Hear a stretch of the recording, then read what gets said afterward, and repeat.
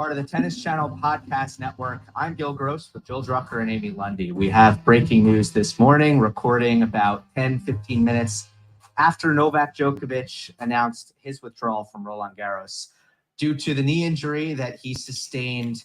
Actually, it did go back further. He said the knee had been bothering him. He said it hadn't been too bad, but then something happened in his match against Cerundolo quite suddenly, started the second set, where it got really bad.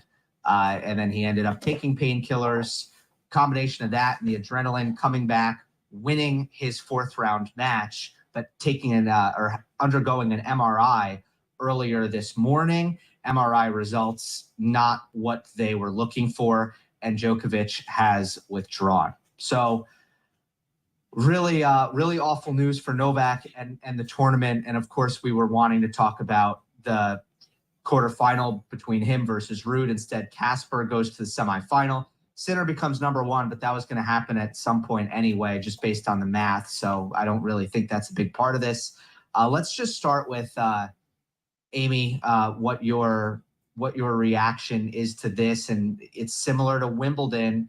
And, we were doing the show, and Nadal in 2022 beat Taylor Fritz in the quarters, withdrew from his semifinal against Kyrgios, and Nick went straight to the final.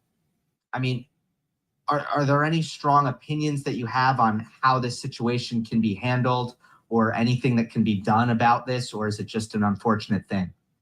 I'm a human being, and yes, I have strong opinions, and I'm pretty mad. I'm mad that anyone, including Novak, had to play that late into the night. They've messed this up yet again. Why? I don't know. I guess it's greed. I guess it's other factors. It's not healthy. It's not fair. And, as Mary Carrillo said, having to play this match at this hour is a time violation. So I don't like it at all, and I think it sets people up for injuries. It's fortunate for Casper Ruud because he's going to be very rested and he's going to get a pass going in. But yeah, I don't like this, and I think it has to be addressed, and I think it has to be fixed. I'm not one to complain and make excuses, but in this situation, I think there's a wrong that needs to be righted. All right.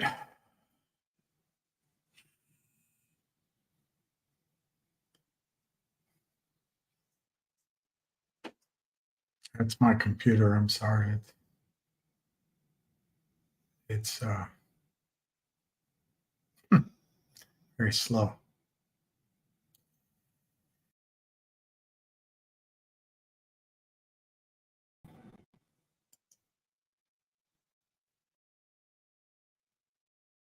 Yeah. All right. So Djokovic is out. That disappoints me. That was my one bit of thing to look forward to the last couple of weeks. Now I have to just focus on our stocks.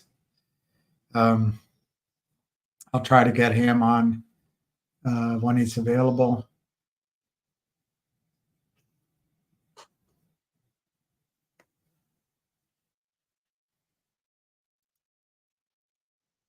Hi, Patrice. Your concerned finger is below $3. Well, that's what they want you to be. They want you to be concerned.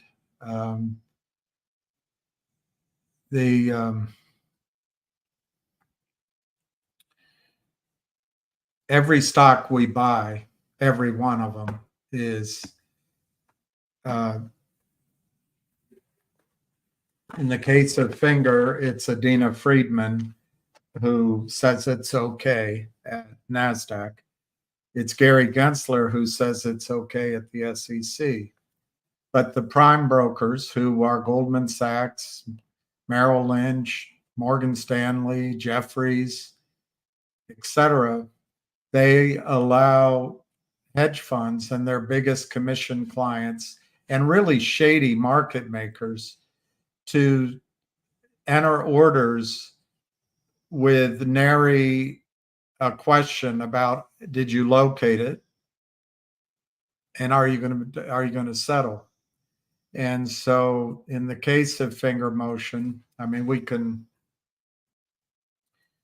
look it up. I mean, there's a gentleman from the American Stock Exchange who says that FINRA's data is not accurate. He might be right. He's from the Amex. He says there's systems in place, and you can't just take the data that FINRA provides as okay, they're not showing it, so we have to go to Dozier on Twitter. Let's go to Dozier on Twitter. But he'll say that you can't take this data and presume it's correct because the data doesn't show the covering. It only shows the entering of sales illegally without a locate, without a borrow. But it doesn't, in his opinion, it doesn't show the delivery of stock from offshore. I can't find Dozier. And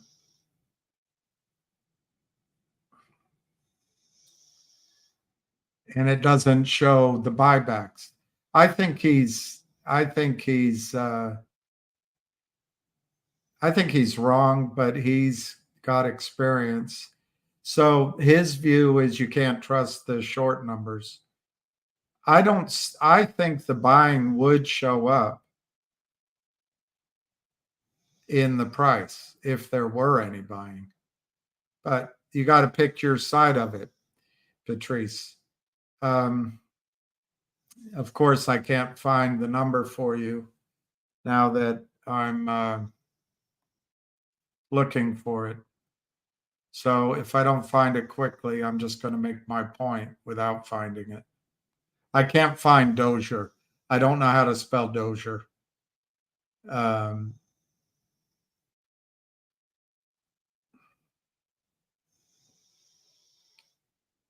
right, I give up. Oh, here, Dozier. Yesterday for Finger, out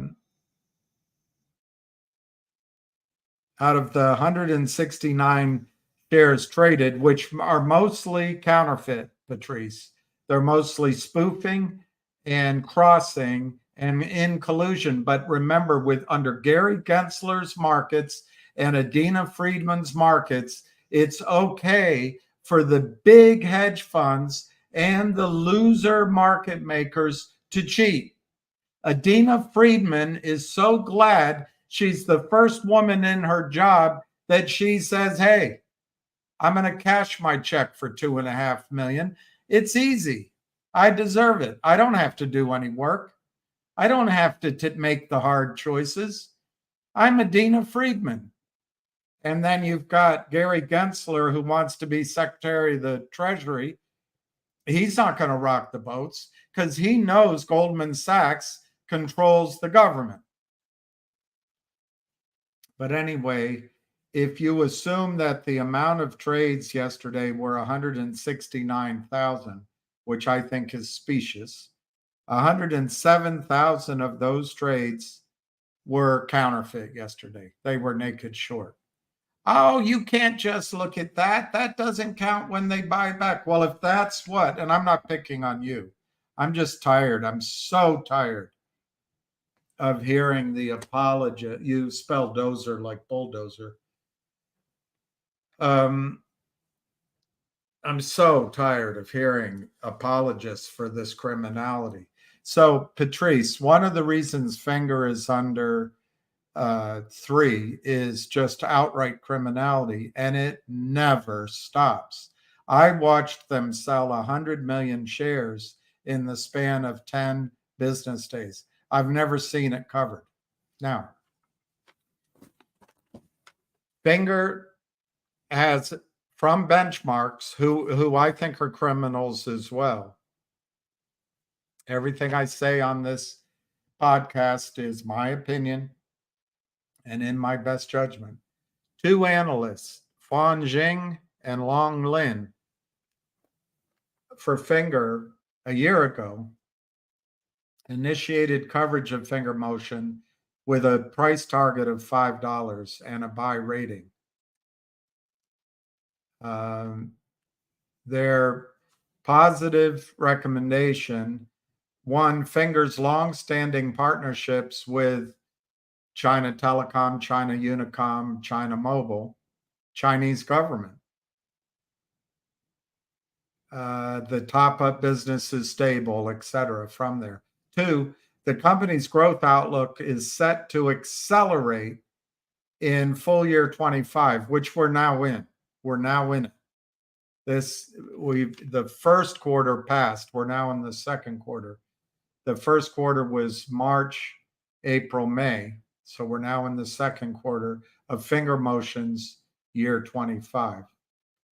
And three, the recurring nature of the value-added services and big data revenues warrant strong operating leverage and will unleash substantial earnings power. So, Patrice, if you're worried, this might buttress the long argument. But if you're worried about short-term fluctuations in Finger, you either own too much of it, you haven't purchased it as a fundamental long-term hold. And by long-term, I don't really mean a year, although that's the definition of long-term in financial markets. I would say more like 6 months to 9 months. But still, either you own too much of it or you don't want to wait. So then you have a choice. And I didn't realize that, Patrice. I, Patrice, am a trader. So I'm a short-term trader, which I'm not. I don't like it.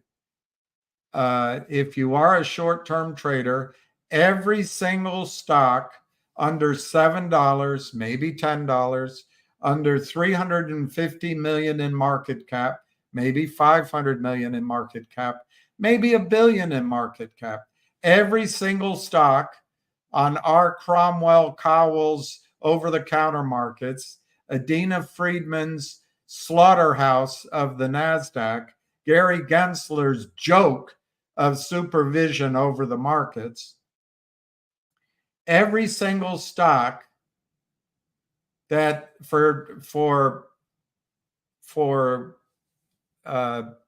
short writing under $1 billion or under $10 is attacked by the criminals. And who are the criminals? They're your own hedge funds. They're Citadel. They're SAC.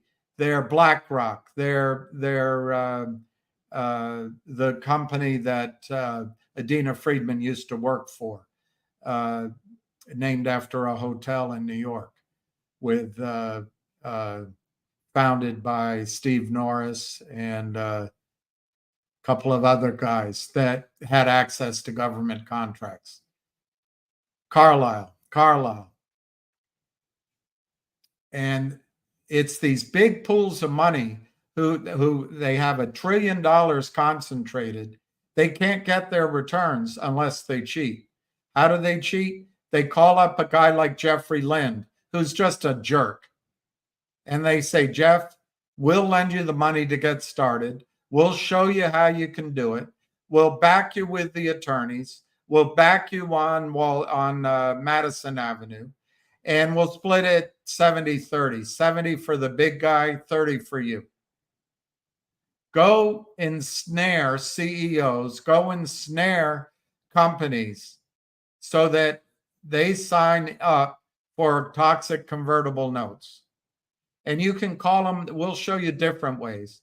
You can do above market offerings. You can do offerings that don't have warrants, or you can do offerings that will name in different ways. But the key is get them to sign up. And typically these offerings will have tranches. They'll have backward-looking formulae. They will destroy companies.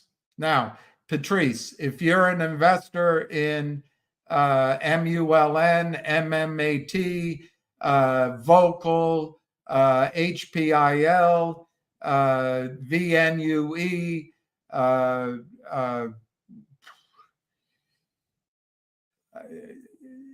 I'm having a hard time of thinking other names, but the names are endless. You will know what their goal is: to sell counterfeit shares into the market, making it a self-fulfilling prophecy or self-fulfilling action, whereby they destroy the stock price as the CEO taps the ongoing toxic note. The stock price is low. The CEO issues endless amount of shares at lower prices. So it doesn't matter how good the news is, how good the team is, what the business plan is, what state they pay taxes in, how many people are employed by the company, what drug could benefit millions of people. None of it matters to Gary Gensler or Adina Friedman, who both are crooks. Gary Gensler is a crook. Adina Friedman is a crook.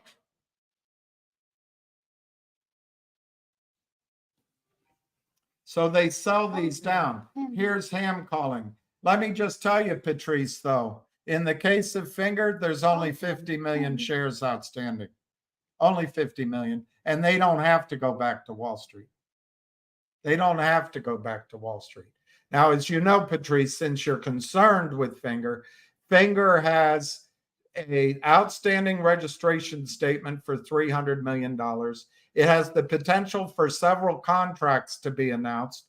It is in the second or third stage of monetizing their big data.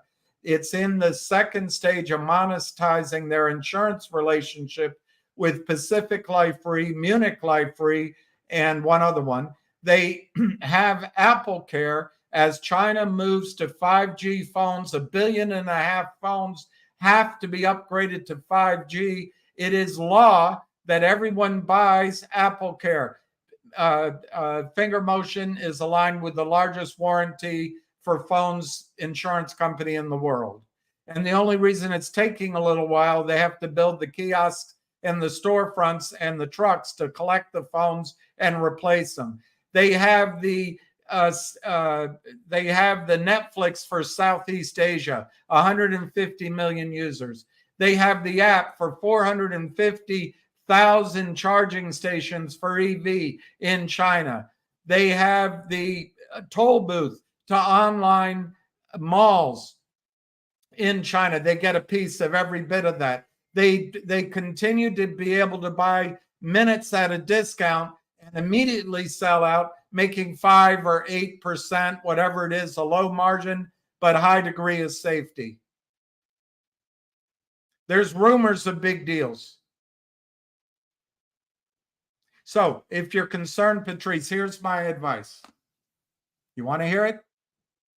It's the wrong stock for you.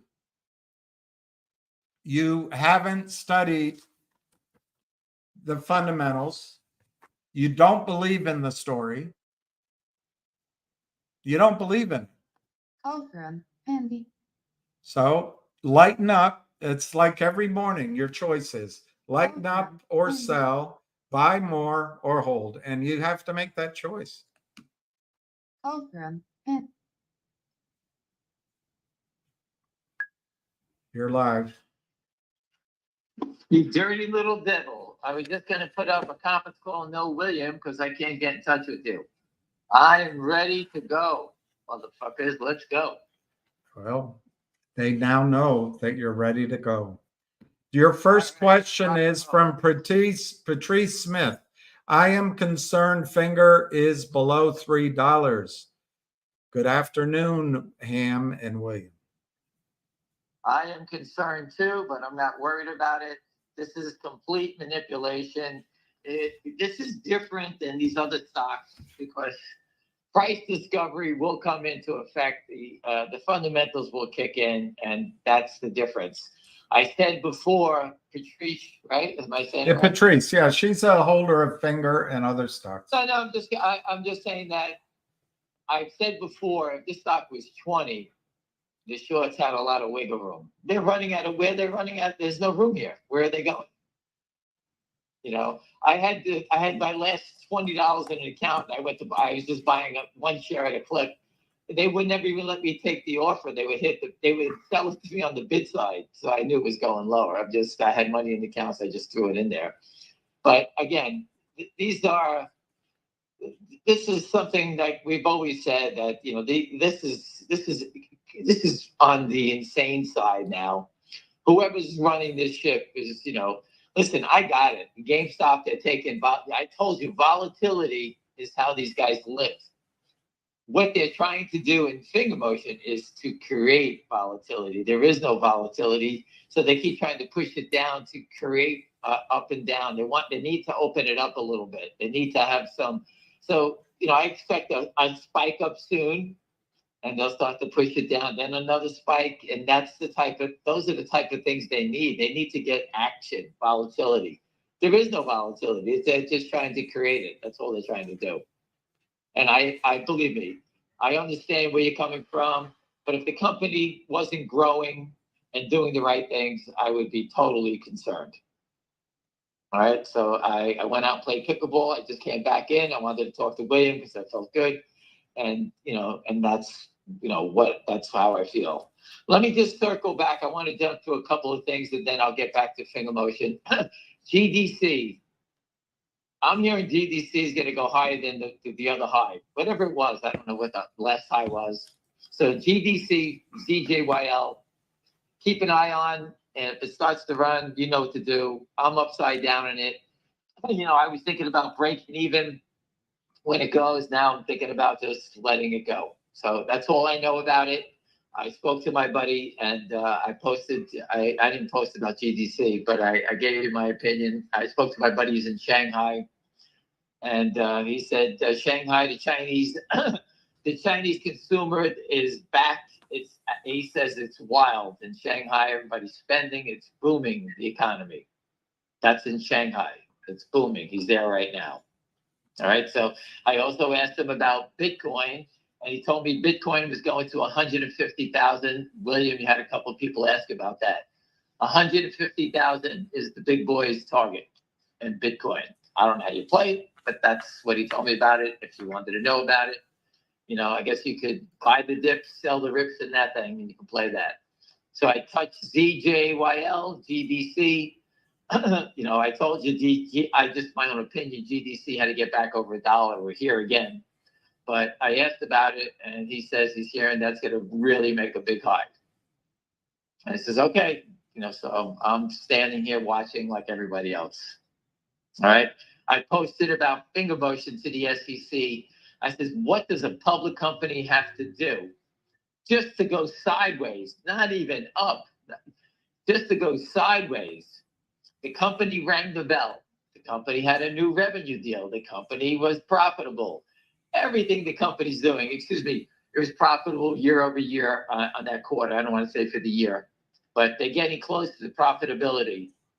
And all we get is a seller every day. And the volume is 434,000. I'm telling you, these guys are just washing trades back and forth. My friend in Miami bought 18,000. My friend in Long Island called me up, he bought 26,000. And I can assume other people stuck, you know, their noses in here, but those are the biggest trades that I heard from people today. And they just, when they're done, they just continue just to wash trades. This volume is all false. I wish I could say, oh, this thing's trading 400,000 shares a day, but they're creating the volume to make believe there's people selling. There's no one selling it. You can actually close your eyes and fall asleep. It's in the same spot, and you pick your head up, and it's traded another 30,000 shares. I'm like, how could that be possible? There's nothing even going on. So these guys are using an old trick of trying to create volume in a negative way. I keep trying, and that's why Patricia has asked that question. but they're just trying to manipulate it and create the volume. It's just what it is. It's just nonsense.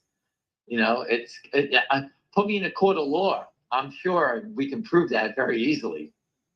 All right. So again, I'm concerned about Finger, but not too concerned because I know the fundamentals of the company are just growing in the right direction. All right. So again, it takes a second for a stock to go from zero to hero. So, I got it. Listen, everyone has to worry about their family, and I worry about my own, but I try not to look at it all day because I can't stop the manipulation. All right. Let me just change it for a second, everybody, because everyone keeps asking about GameStop. I told you the other day that I couldn't believe that the Roaring Kitty, whoever this guy is, living in his basement, bought $1 billion worth of stock in X, whatever he did. All right, so I'm not a believer in it. He partnered up with somebody. I don't know who it is. If it's a hedge fund and they lent him the money when the stock went from 20 to 40, any hedge fund that could be up hundreds of millions of dollars overnight would 100% make a sale. They wouldn't give a shit who Roaring Kitty was. If they're partners, they would tell him shut his mouth and take whatever he give you. And now the shit's hit the fan because now everyone's attacking him for saying that. So I mean, all he needed to do, Roaring Kitty, if anyone talks to this guy, why didn't you just say, I partnered up with a hedge fund, I started an LLC called Roaring Kitty, and this is the position we're taking in the stock. That's all he had to say. He left the newspapers went to Andrew Left, the biggest scumbag on the street, to ask him his comment on it. And they gave him, we don't believe he has the money. No shit, the guy's living in a basement. How the hell did he come up with $1 billion? I mean, so the whole thing is ridiculous to begin with. But I'm with you. I hope he kills the short sellers.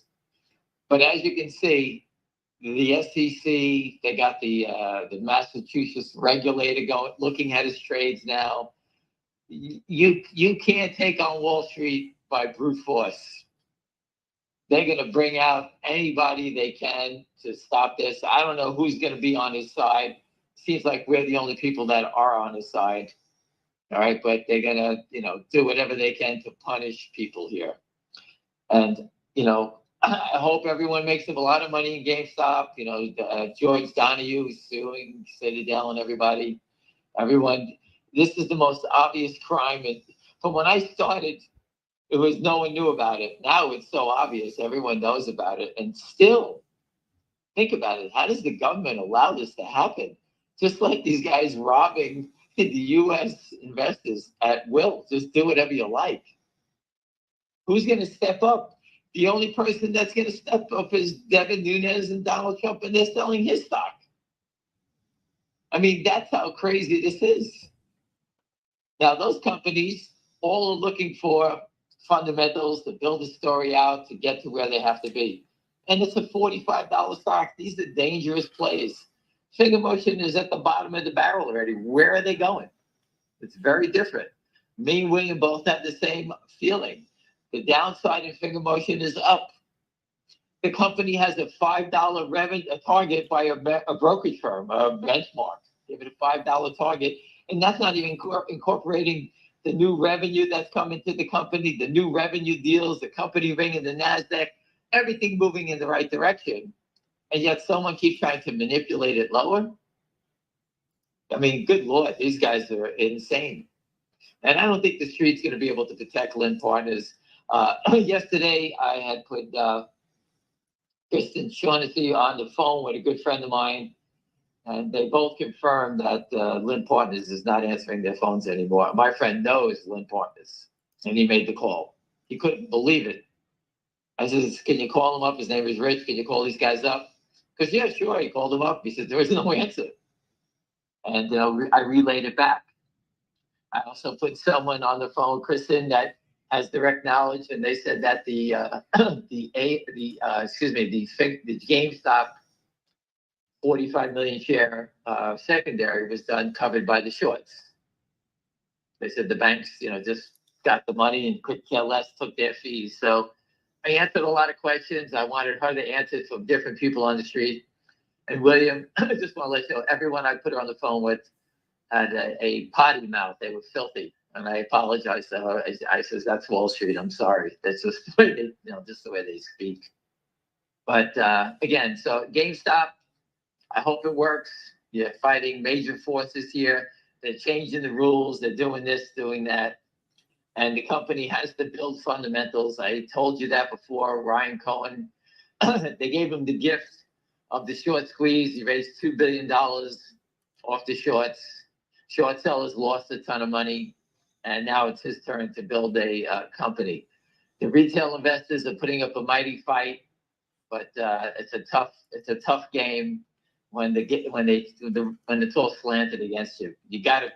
You have to build fundamentals to get you out of this mess. That's what you have to do. And I think Finger Motion does have the fundamentals. I think it has the fundamentals to be a $50 stock on its own to get the short squeeze. So who's selling it down here? There is nobody selling it. They're just going back and forth to create settlement time, more settlement time. That's all they're doing. There's no shares to borrow. The whole thing's a big scam. It's a big scam, and the U.S. government is a disgrace for allowing it to happen. And it's so blatantly obvious now. So we're attached to the only person that can save the day, and that's Donald Trump. No one else is going to save the day, because look what they're doing to Roaring Kitty. They're going to beat the shit out of him until he loses all his money. That's the message they're trying to send. And they want investors to give up.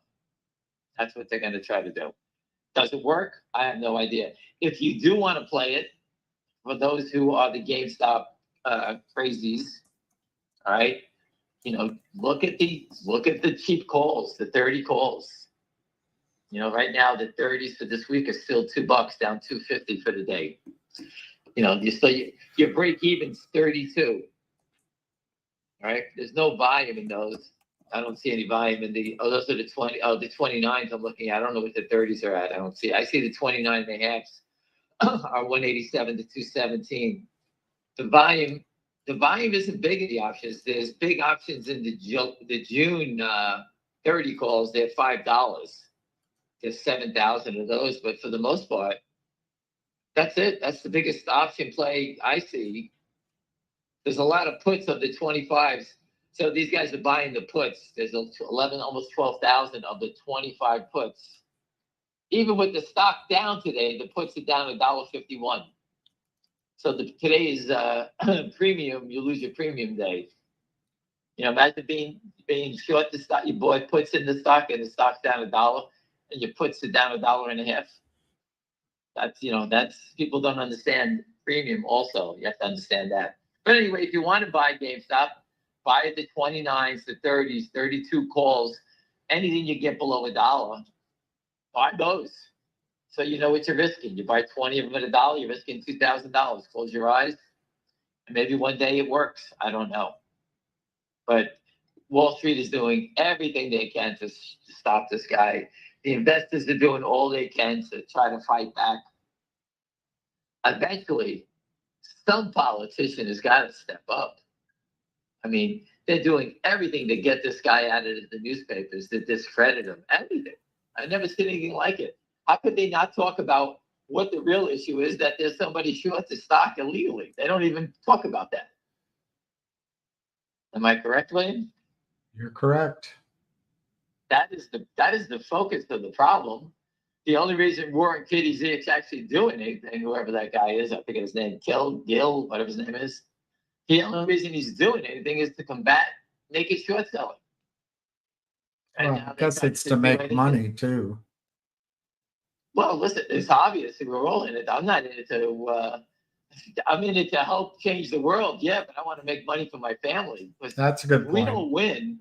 If we don't win, that's a good point. If we don't win, everyone here is going to get wiped out forever. I don't know how to tell you this, but this is the battle. Unless you want to just go buy NVIDIA or Apple computer, I don't think you're going to make any money. I honestly don't think you can make any money. I spoke to 20 different people today. And they all said the same thing. I can't remember getting a winning trade. I says, everything just sinks. You know, you got to buy these weird stocks, you know, that no one's paying attention to. UNH today is up, 10 points. You know, Goldman Sachs, I'm sure, is probably up. Goldman Sachs is unchanged. These stocks never go down. Goldman Sachs normally trades 3 million shares a day. 2.3 million traded 800,000. They don't even sell it. They don't even sell these names. We're getting more volume in it, and you know, it's 435,000 shares. It's ridiculous. 435,000 shares. I spoke to a gentleman who's got big holders. They were at that meeting in New York City when they rang the bell, and they're all doctors, and they're all buying more finger motion. I mean, they're all buying it. They know what's going on. Who's selling it? We've been on the phone for 20 minutes now, 16 minutes. It was 434. It's 435. 1,000 shares, probably less than 1,000 shares is traded. Where does all this volume coming from? All this make-believe volume? It's all pre-arranged trades. They need to I won't doubt it if they're trying to cover the short, the guy, the real short who needs to borrow, who's borrowing shares. He has 2,260,000 more to go. And that number comes out June 11th. So we got a little time to go to that. But I think they're trying to cover him. He can't cover, so someone has to wash it to him. And this is the way they're doing it. They're moving the short from the guy who's borrowed the shares. He's buying it back from the naked short, so he gets to be flat. And now the naked short's just adding another 2 million shares onto it. I keep telling people 227, 100,000 a day, 500 a week, 2 million a month. 227 becomes 230 real quick. All right. I don't even try to pump up those numbers anymore because they're out of control already. Why would I need to even do that? You know, and it's just amazing that no one says anything about it. Zero.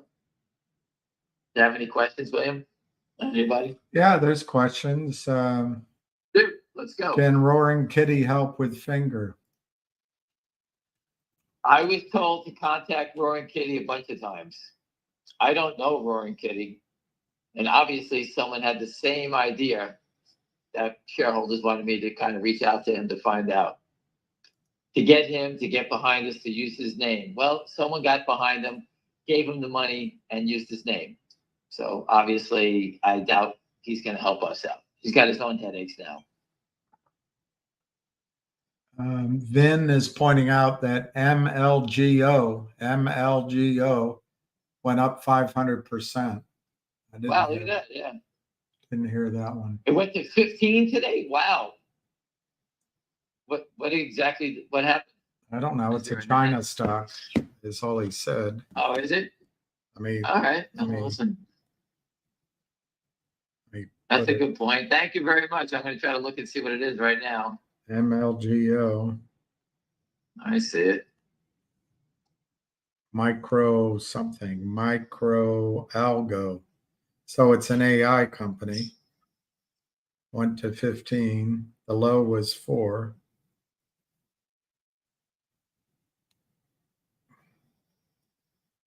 Announced it will establish a micro consciousness quantum research center. Well, hell, that's pretty exciting. Wait, why don't we come up with a fancy name like that so no one knows what the hell we're talking about? Oh, that's really good stuff. We're doing a AI, and we'll come up with the weirdest name the time anybody figures out what the hell we're doing, right? Yeah. I told you before, it's like candy camera. You just don't know. All right, so GME has $3 billion in cash, a great CEO who doesn't take pay because he's just a great guy. Earnings this week. They have a Nintendo partnership. Are you out of touch with GME? Yes, I don't give two flying shits about what the company does. How's that one? I don't know what Apple does. I don't follow NVIDIA. And I have no interest in GameStop other than a short squeeze. I have zero interest in it. Zero. Do you know what the Micron Technology is doing? Do you know the earnings? Do you know anything about that one? You know, that's how it goes. They can't follow all the stocks. GameStop is a stock that has a short position in it. Is it? I don't know. I reported on it in February 2020, and I reported about the short position. I didn't care then what they do, and I don't care now what they do. The CEO, if he had any kind of brains, if he was so smart, take the $3 billion, which I think is $2 billion, take the $2 billion and go buy Apple Computer and go home. GDC's 104. GDC 104. He should go out and just go buy Apple Computer, become Warren Buffett. That's what he should do. Not play any games. Don't build a business. Don't do anything. Take a salary, buy Apple Computer. When the stock goes up, GameStop will go up. That's it. That's all you got to do. Don't do anything else. Do like Warren Buffett does. And as Apple goes up $10 and you own a lot of Apple, you sell it and then go buy IBM. And then buy IBM when that runs up, then turn around and buy Microsoft. And that's what I would do. Become a big hedge fund like Stevie Cohen. That's what he should do. Or Goldman Sachs. All their stocks do is go up no matter what happens. Banks are going broke, but Jefferies, Goldman Sachs, they keep making new highs. Interactive brokers, no problem. Let's go up $125, right? They all go up. Everything else we do goes down. Technology, cancer, this, that, and the other thing doesn't make a difference. Well, and if So they have that's- 3 billion a share, I think that's $6, $7, $8 a share. I mean, it's So $6, $7, $8. nicely So overpriced trading- for that. Right. So you know anything about when they look at companies and they say, what's the cash? What's it trading for? Well, it's trading what? It's $6 in cash, I don't know. right? It's something. So $6 in cash is trading at 27. So you know, it's trading 4 times cash, right? Seems something like they you need to catch. price in the cash already in the stock price. This gentleman's asking you, would the market react differently if Jess Eason were served or sued versus Kurt Kramer with GTII? Would it stop the manipulation more quickly in Finger, or is it the Yes. same? Is it the same? Listen, he's 100% that guy's getting caught. There's not even a question. Obviously, he's got something. His website's been down. The numbers they aren't picking up their phones. You can call yourself. You know, we tried yesterday. 2-3 people tried it yesterday. Something's going on. They're going after.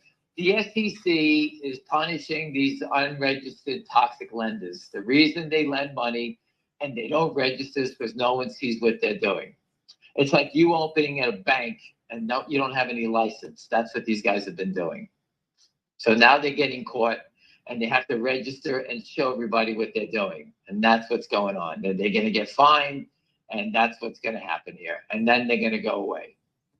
But I can't make people buy the stock. I can't make people read the news. If you don't see the writing on the wall, then you don't see the writing on the wall. The people that bought GameStop below 20 when it was going down to 10 knew the stock was going to play. Optimuse, one of our shareholders, he was buying it. He said he paid 13 for it. He had his friends buying it down there. So he saw the vision that it was going to pop. And what happened? It popped and went to 80. My daughters bought it. I told you she paid 27, sold it at 63. All right? I mean, people have a vision. That's how it goes. Well, I the don't highs have the don't business. seem to I'm be not- as high anymore. They just go up a little bit. I'm not in the financial condition that I can wheel and deal and lose 10 or 20,000 at a clip. Because if you're wrong in those names, you're going to get wiped out. And that's how I look at it. So there's I already took this. Yeah. there's a redhead with green eyes, and she's left-handed, but you blocked her. Her name is She Beast from Tahiti. She'd love to. She says she didn't do anything wrong. She'd love it if you'd unblock I don't her. know how to. Listen. It happens a lot. I hardly do anything. I don't know how to do it. I'll try it. I don't know how to find it. What is it? How do you She spell it? Beast How do you- from Tahiti. She Beast She- from she's from Tahiti. Tahitian village. And her eyes might be blue, but I made it. Her hair is red. That's fantastic. Well, tell it to just write something. I don't know how to. I don't know how to spell it. I'm an idiot. I do. IT. Yeah, spell it to me. That's how you spell it. IT. IT at IT. You asked me how to spell it. We'll talk about get her name, and then I'll try to figure it out. My daughter figured out what I did wrong. I'll Block try to- anyone from Tahitian Village. Listen, Where is Tahitian Village? I'm nothing to follow. I'm a waste of time. I say the same stuff. I've been doing it for 24 years. I'm not going to change it. I'm not going out to raise money to buy the stock. I tell the story to people when they ask me what I do. I tell them. They buy the stock. I talk to people all day long, hedge funds. People ask me, as Lynn Partners out of business? I put a couple of people that know Lynn Partners on the phone with them, and they're not answering the calls. So there's something going on. Savvy management was busted. Lynn will be busted. I hope he gets a nice place on that island, Fisher It Island. just went, finger motion was 434. And it got a little stronger, and all of a sudden, another 11,000 trades. It's 445 now.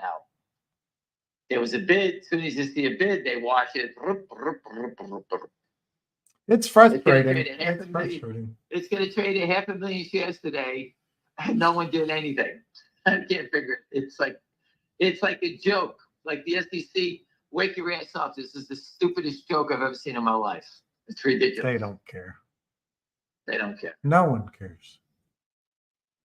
There's too much fraud. Again, I signed up to be a witness. I got to jump through hoops to be a witness. It's not easy to do.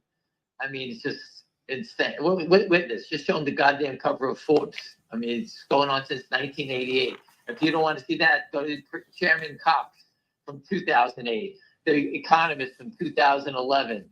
Blah, blah, blah, blah, blah, blah. We put the truck in front of the SEC 15 times. How many times do we have to do it? The shareholders paid for the last time. We put it in front of the SEC enforcement conference. How do they just, it's just ridiculous.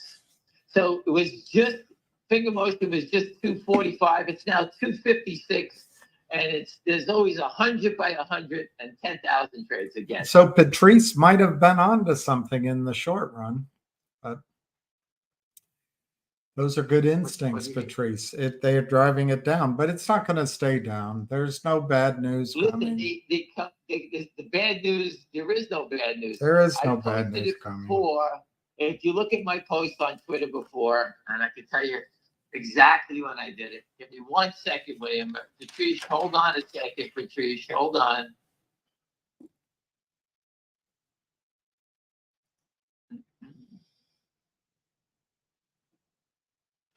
Okay, this is the CEO rang the bell a month ago in NASDAQ. Even announced an arrangement to facilitate widespread use of charging terminals on their app. Had earnings, and the stock keeps being sold off by nobody. That's fraud. I mean, I put the CEO there. I mean, the SEC chair in 2008, Chris Cox. I mean, how much more can you say? I copied the SEC, the DOJ. There it is. How about this one? KNW has a debt spiral note, and the stock has no sellers. You wonder why. Finger has no note and nothing but sellers. KNW, Lynn needs buyers to make back their money. Lynn needs people to buy KNW because when you buy it, they get the money. That's the money that they lent to the company. That's why they are prearranging and trying to get buyers into that stock on KNW. Finger motion, they are trapped, are willing to kill themselves to try and get out of the mess. They can't. That means they're trying to sell more. I gave you the breakdown between a company with a toxic note and a company with no toxic note. It's right there. It's the same stupid things every day. And listen, I wish I could give you stocks that go straight up and everyone just profit and make it. That was the good old days. The good old days, I was great at doing that. I was roaring kitty times 50 at that time. All right. I didn't pick one stock. I would pick 3 a day and they would work every day. But the game has completely changed. It's very difficult to even pick a stock that's going to go up. All you can do is say, I'm going to go buy NVIDIA, but it's impossible to buy. No one has $1,157 to buy a share. And the options are ridiculous. So how do you play it? You can't play it. That's why they're doing a forward split, because they want to make it more affordable. All right, that's what I expect to happen in Costco and things like that. And just to recap again, Carl Icahn took a stake in Caesar's Palace, Caesar's Casino, whatever it's called. As soon as he bought the stake, he announced it. That's what happens on Wall Street. Big investors take a stake in a company and they make a public statement about it. I believe Carl Icahn has the scoop on whether they're going to get the New York license, and that's why he bought Caesar's. That's my opinion. That's how you make a decision on why Carl Icahn bought Caesar's Palace, Caesar's whatever, Caesar's Entertainment. I don't even know the symbol of it anymore. But so that's why I did it there. And GameStop, for the gentleman who thinks I don't understand it, someone bought 45 million shares, gave the company $1 billion, and we don't know who it is. Not a million, $1 billion. And no one filed ownership that they bought the stock. So if no one's filing ownership, that means they're short covered. So if they shorted it at 50 or 60 bucks, all right, they just covered it at 20 and made themselves $30 or $40 a share, 40 million times. Do you understand how the shorts are winning now in that game? That's what they're doing. And it all stemmed from that point. All right, so understand the game. Now, that doesn't mean you can't buy the dips and sell the rips. You can do that all day long. It's obviously the momentum is in the stock, but they keep trying to put a blanket on it, the SEC, put that fire out. That's what they're trying to do. And as you can see, the upswings get less and less. People are not going to chase it anymore. They could chase it, but like I told you, if you want to play, go buy cheap calls. Knock yourself out. Any other questions, William? Yeah.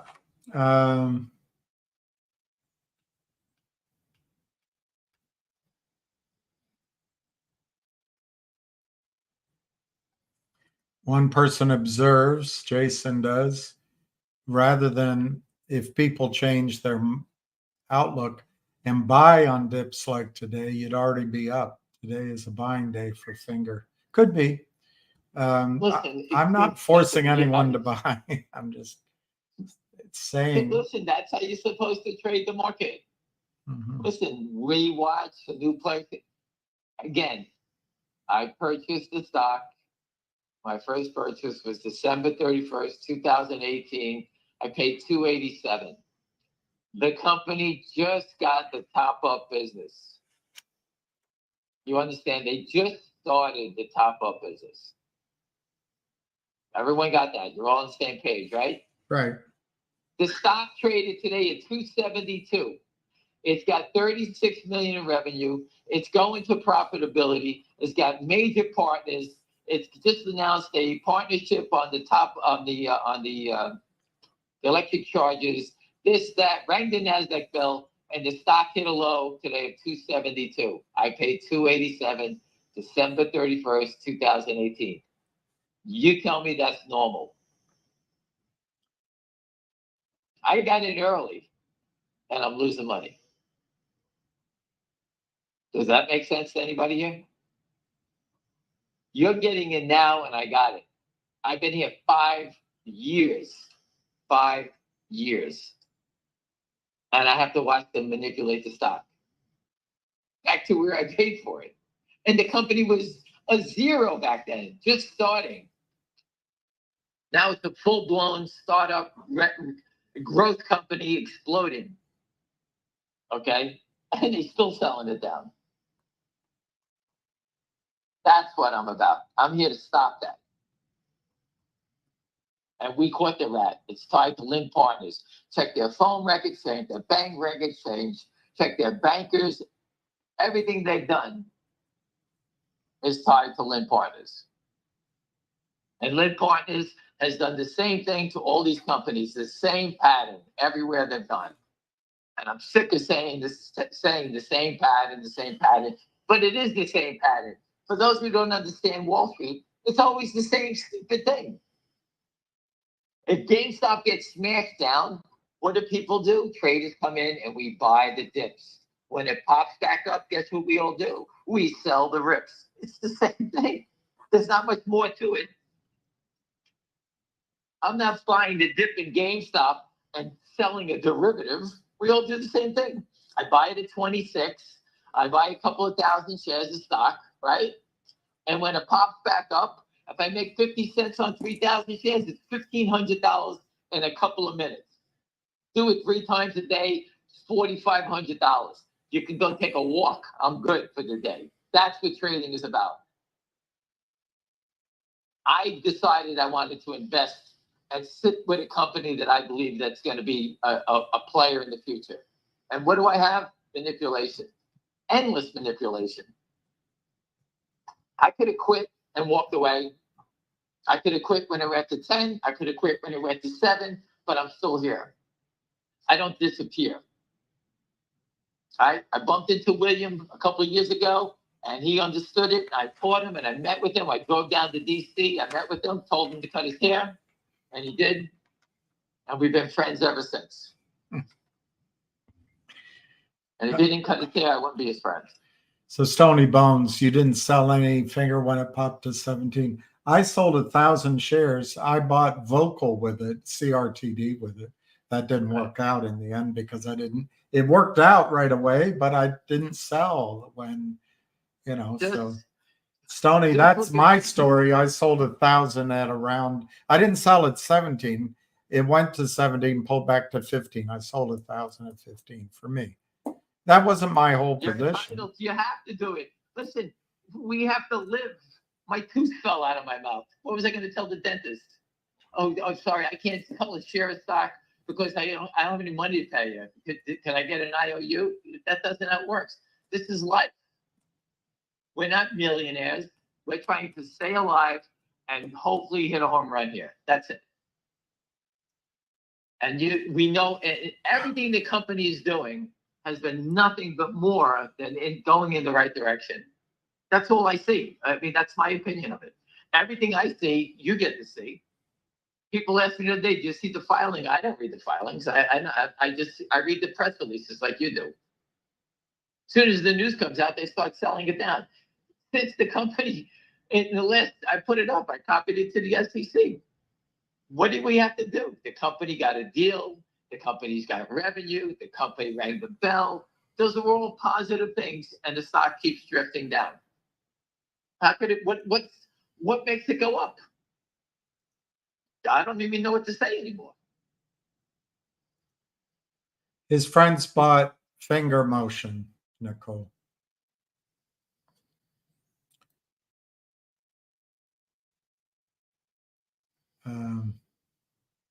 Are you talking to me? No, Nicole was asking, what stock did your friends buy? It was Finger Motion. Today they bought Finger Motion. They bought Finger Motion today. I buried my friends alive in GDC. Okay, my friends own about 4 million shares of GDC at probably an average price of like 190. They own ZJYL, but not as big as GDC. My friend who's a big player owns a lot of ZJYL. I can tell you that. He's got about 5 million invested in that one.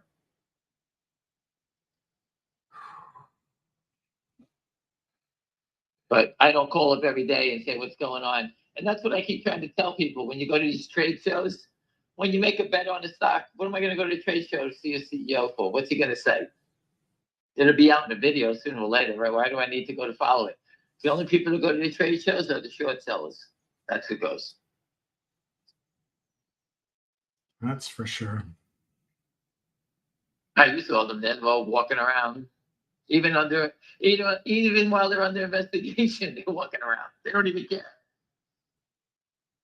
No, nobody cares. Look at Andrew left. He's getting It's his the opinion greatest on crime GameStop. ever invented. No one cares about it.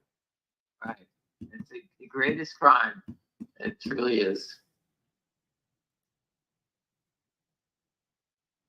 Um, And there you go. GameStop finger motion, which was 293, 298. Boom, another 5,000. Now it's up to 462. It's like they just crossed 5,000, 3,000. You don't even. It's always 100 by 100, and yet there's always prints going up.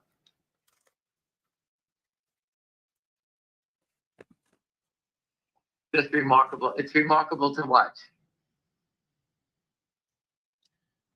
so MLGO is partnering with WIMI. That's the stock that's up. Benzinga put out a positive report on that, all about consciousness connecting with something else. I don't know. I guess this is the new artificial intelligence craze. Remember, people love to promote industries where you can't prove the earnings. You can dream about the earnings. So you get all excited, you run it up. With the good stuff. Good luck. they You want crush to go them. trade it? That's how it. The 52-week was $1 to 156. So I guess they did the reverse here already, right? Or maybe it went to 156. I don't even know. That's a good point. Nordman says it's not that no one cares; they're all in on it. Listen, everyone, I'm trying to do my best to limit our risk so we can understand what we're doing. If you want to venture into any of these other names, best of luck. I tell you, it's hard. It's like if you buy something, you got to profit. If you sell it and it goes up, you're upset. If you hold it, it goes down. You can't win. So the only thing I can tell you to do is if you buy something, once you get in the black, be happy to get anything all the time and move along. That's what you have to do. I mean, that's just, there's no way around it.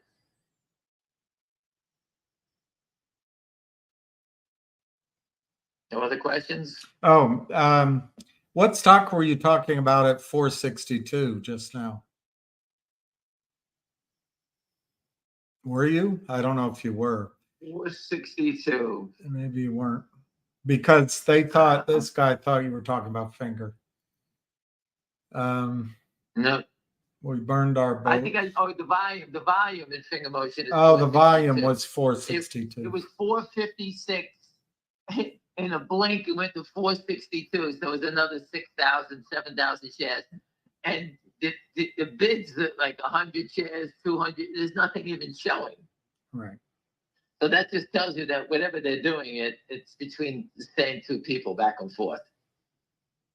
Right.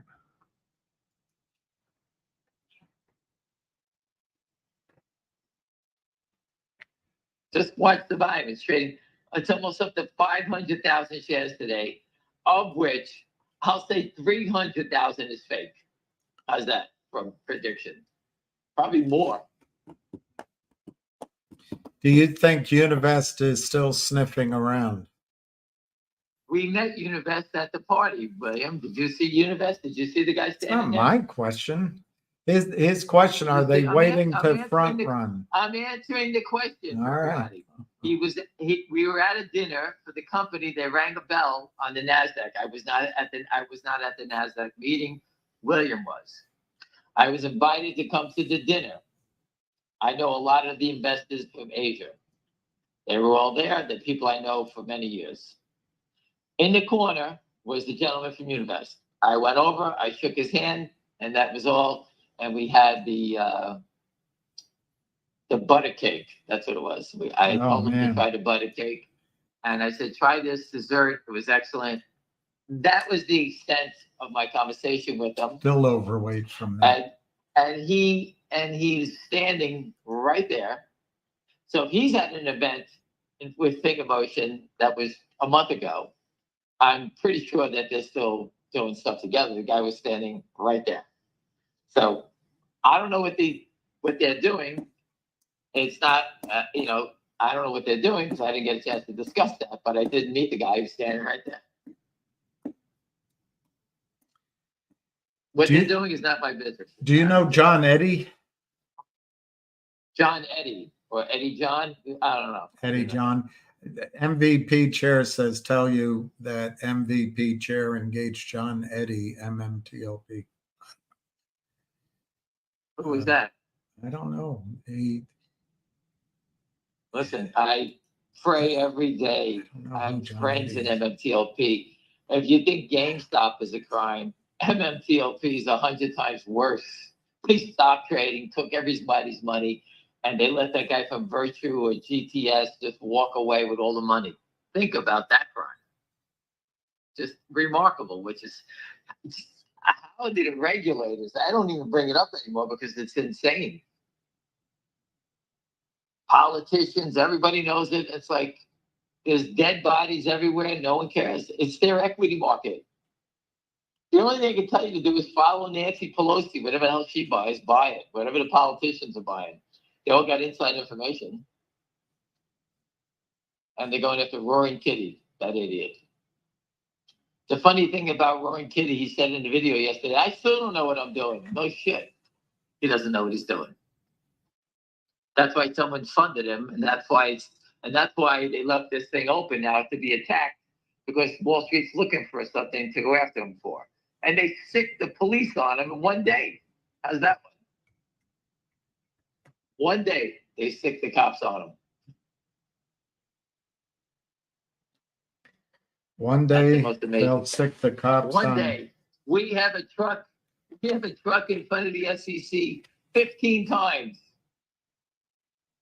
15 times. And no, they never look into it. This poor guy said one word and they're after him. Like he's a fugitive. Do you know John Eddy Williams?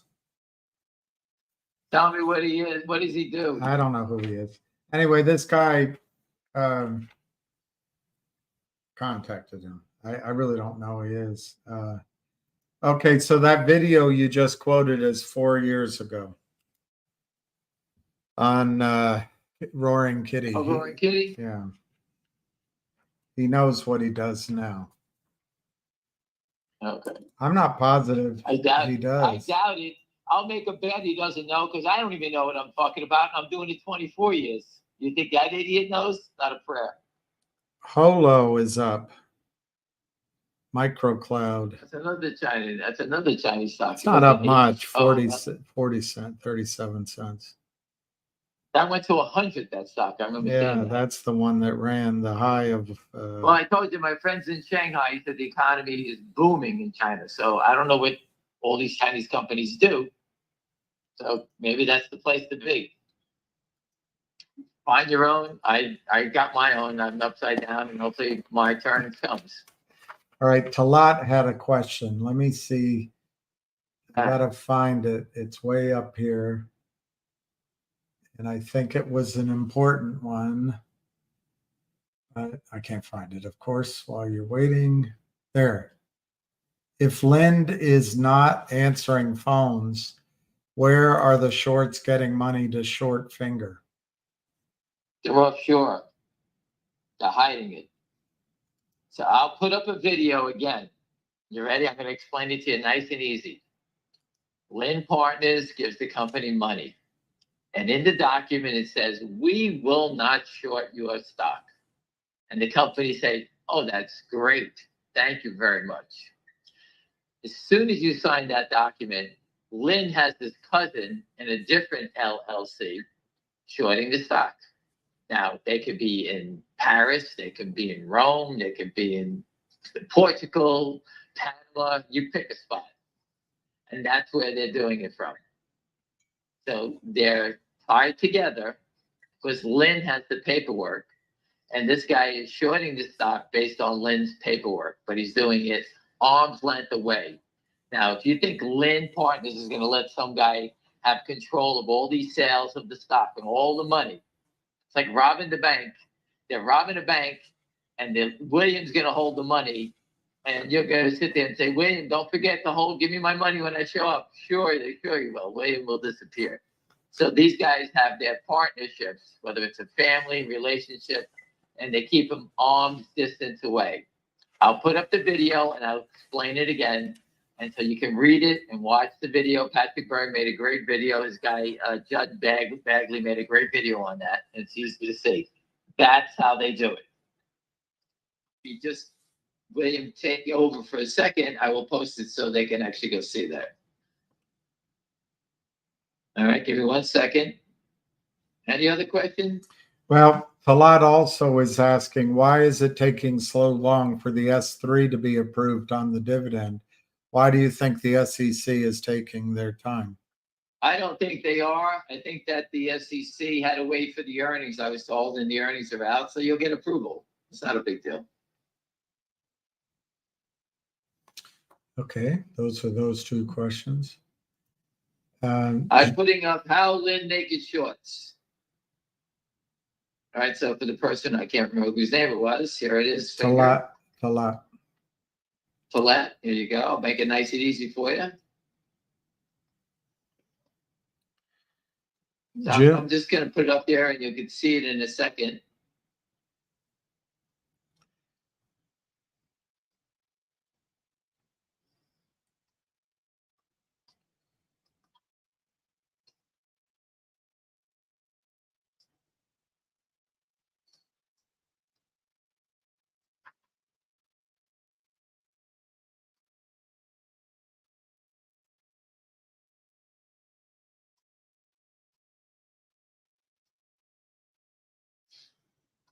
Okay, so I'm going to make it for Talat. Is that how you say it? Talat, I guess. So I'm going to put up, I've just put up how Lynn naked shorts finger. Sedona is a public company, equals finger. Ambro equals Lynn, the lender. Rhino, the naked short. We don't know the name of Lynn's buddy who's naked shorts. We don't know the name of his company. And that's how it works. If you watch the video that's underneath it, it's very easy. Just change the names. That's how they do it. That's how the Kramers do it. That's how Yorkville does it. That's how Savvy Management does it. They all do it the same way. And they have multiple LLCs. For example, the Kramers had, what was the name of this stupid thing? Geneva Roth was the deal they signed with GTII. And then you saw all the other LLCs. So Geneva Roth signs the paper, we won't short it, but all the other LLCs, somebody else is doing it. That's how it works. And if you look, we posted a long time ago, Lynn's prime broker, based on their documents that we found, is Jeffries.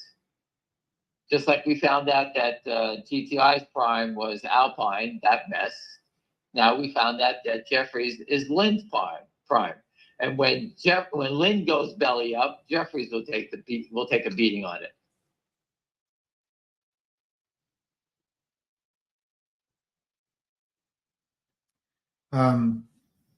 June wants to know, do you have any scoop why Lind is unreachable?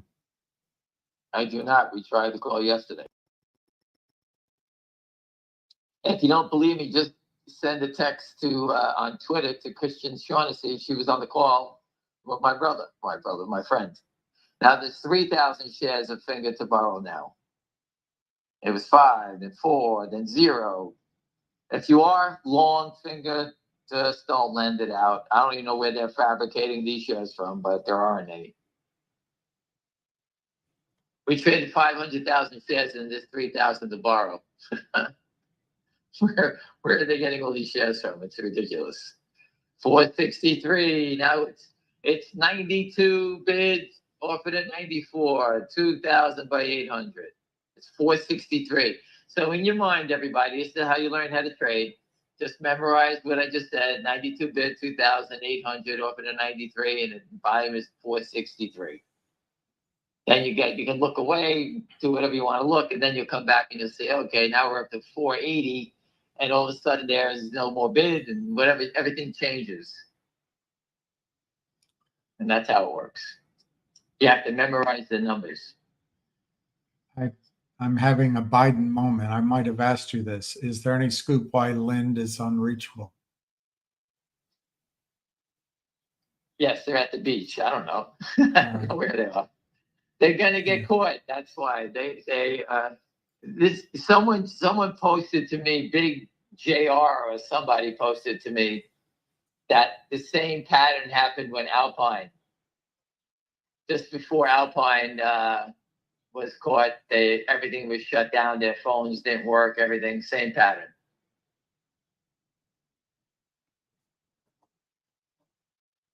Okay. I guess they turned up their phones.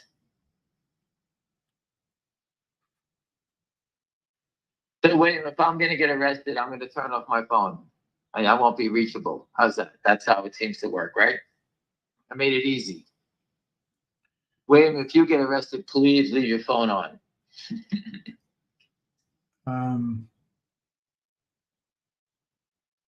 I think it'd be easier to go to jail than to watch this every day. It's ridiculous.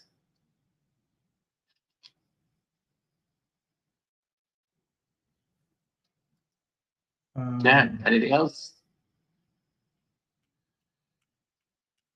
Other than the torture of watching the wind blow. The torture is that the U.S. government, everyone's government here, whether you're Democrat, Republican, Libertarian, right, man on the moon, the SEC has allowed these criminals to just steal. And I had a call with Optimus before, and we were discussing, and I said, I'm totally disgusted. And he says, why don't you just take whatever you got left and go buy stocks in Korea, where they actually punish the criminals? And I said, that's not a bad idea, but unfortunately I can't go because I don't have the money. You know, most people wouldn't trade, but we're better off going to buy Samsung in Korea than actually sitting here buying American stocks, because they just complete manipulation. We can buy stocks in different countries. And that may be what I'm going to do when we do get out of this thing. Richard Hoffman just had his 4th grandchild last night. Born over last night. Wow, congratulations. Congratulations.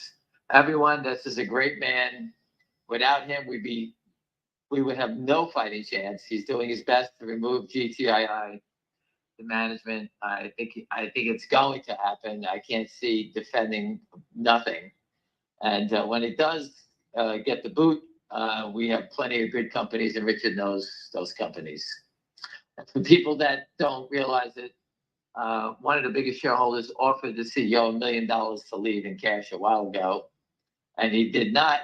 He wanted to stay here, and now that's off the table. So he has no choice but to get out. Richard Hoffman knows that, and everyone's trying to do their best to try to save the day, but we don't control the company.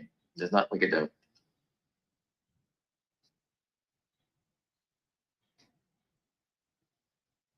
So if Lind is bust, who is shorting counterfeit shares? His cousin is doing it. Lynn is not bust. Lynn is hiding their assets offshore in his cousin's account. So whoever's asking that question, just make believe you got a cousin who's hiding all your dirty laundry someplace else in a foreign country. That's how they operate. He could be next door in his office on Madison Avenue, but his brokerage account goes through Panama. And when they sell the stock, it goes from Panama to Canada, back to the U.S. And they use the market maker exemption, and that's how these guys hide all this stuff.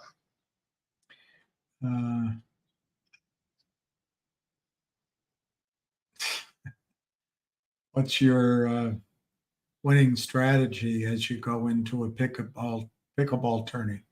He just picks the old ladies as his opposition. Yesterday played a great mixed doubles game, and my friend's daughter, who's actually playing very well, and her partner was a very good player. He hit a shot at me, and I whipped the backhand. I hit the poor girl right in the chest. I told her to call her mom up and tell him that I hit her. She's crying. But then the next game I hit a ball off the net, and I ripped the guy right into his face. I hit a blast. It hit the net, and it went up in his face, but it tore his skin on his face. That's my strategy. I hit the ball hard. That's what I do. And obviously, the more angry I get at this stuff, I really whip it hard playing the game. So I'm actually dangerous to play against. I'm not proud of it, but that's what I do. Oh, that birth happened 2 days ago. I just saw it. So anyway, yeah, congratulations to him. Okay. And Richard Hoffman, if you could just look at the manipulation of finger and the volume, the fake volume just swelling to get us to 500,000. They want everyone to think, oh my God, everybody's selling it. Everyone's selling it every day. Everybody wants to. Let's all wake up this morning and sell it every day down and get the lowest possible price. And I'm sure they got some poor soul to dump his stock. Oh, I sold my 500 shares. It looked like it was going lower. Let me get out. You know, it's the same nonsense. And I put that little video up there. You can watch it. It talks about the Pat Byrne. They did a great little video on it and how it creates so much risk for the system. Gary Gensler is saying that they're trying to take the risk out of the system. He just keeps putting it in. He has no idea what he's doing. Just think about it. How does GameStop trade 45 million shares or 100 million shares in a day? Because it's volatility. You can see when the volatility. I put up yesterday a quote to Rory and Katie. I said, why don't you just get everybody to bid $30 a share and just stay there? And then if you want to orchestrate it, tell everybody every hour we're going to move up 1 penny. So whatever you're bidding for, we're going to go to 30, then 30.01. And some guy told me, why don't you take your ideas and go do it in finger motion? Like he told me to get lost. I just cut him off and blocked him. Take it easy. I'm trying to be polite. I'm not trying to hurt anybody. I told you they want volatility. They want 40 to 25 to 35 to 25. They want it to be like a hockey game, end-to-end action, so that everyone on this phone panics. Do you know what they're doing to the people in GameStop, William? Now that you got me talking about it, they're turning everybody into a trader because they're sitting here and they want you to believe that, hey, I can buy 1,000 shares at 26 and I can flip it back out at 28. So that buy and hold mentality is now out the window, and people are saying, why don't I just trade the swings? So now all that buying and holding that these people keep talking about is going out the window because people are trying to make a living for themselves.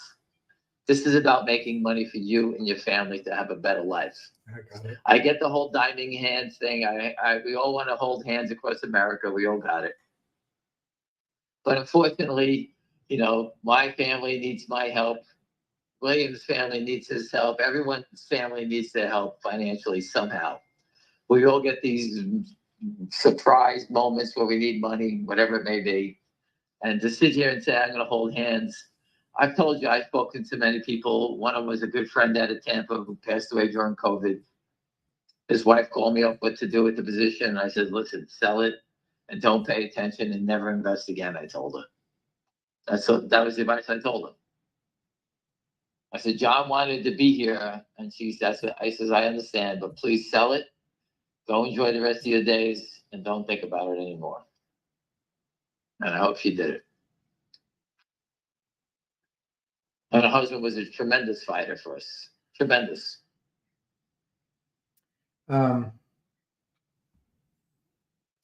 Steve's saying you should just record your answer. So when I ask you the same question over and over again, you can just hit replay. I could change it, but I changed up a few words. It keeps me on my toes.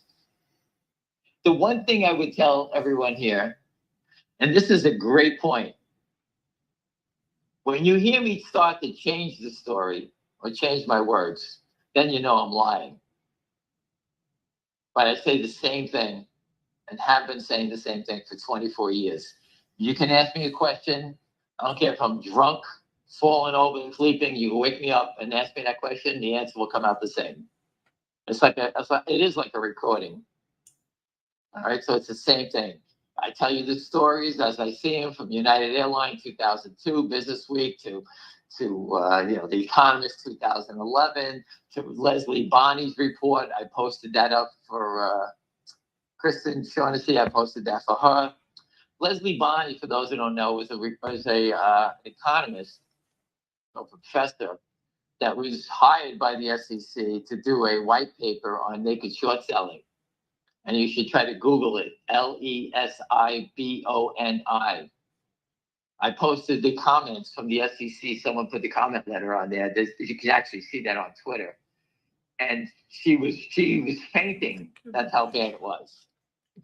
Because all the fails were basically orchestrated to manipulate stocks. They were strategic failures. That's what she wrote. And she was hired by the SEC to do the report. That was in 1998, 1999. For those who don't know, I go back that far, my friends. Leslie Bonney, Google it. She was hired by the SEC. You can ask Pat Byrne about Leslie Bonney. He knows about her. And she was hired by the SEC. So the SEC is lying to everybody. The SEC's been hiding this problem for a long time. And they allowed people like Ken Griffin to turn into the beast that he is, and these other market makers. And this robbed everybody. All these big plays that you see on TV all made their money from naked shorting. It's impossible to make this much money. These guys are running billions of dollars and be right all the time. It's impossible. Any other questions with him?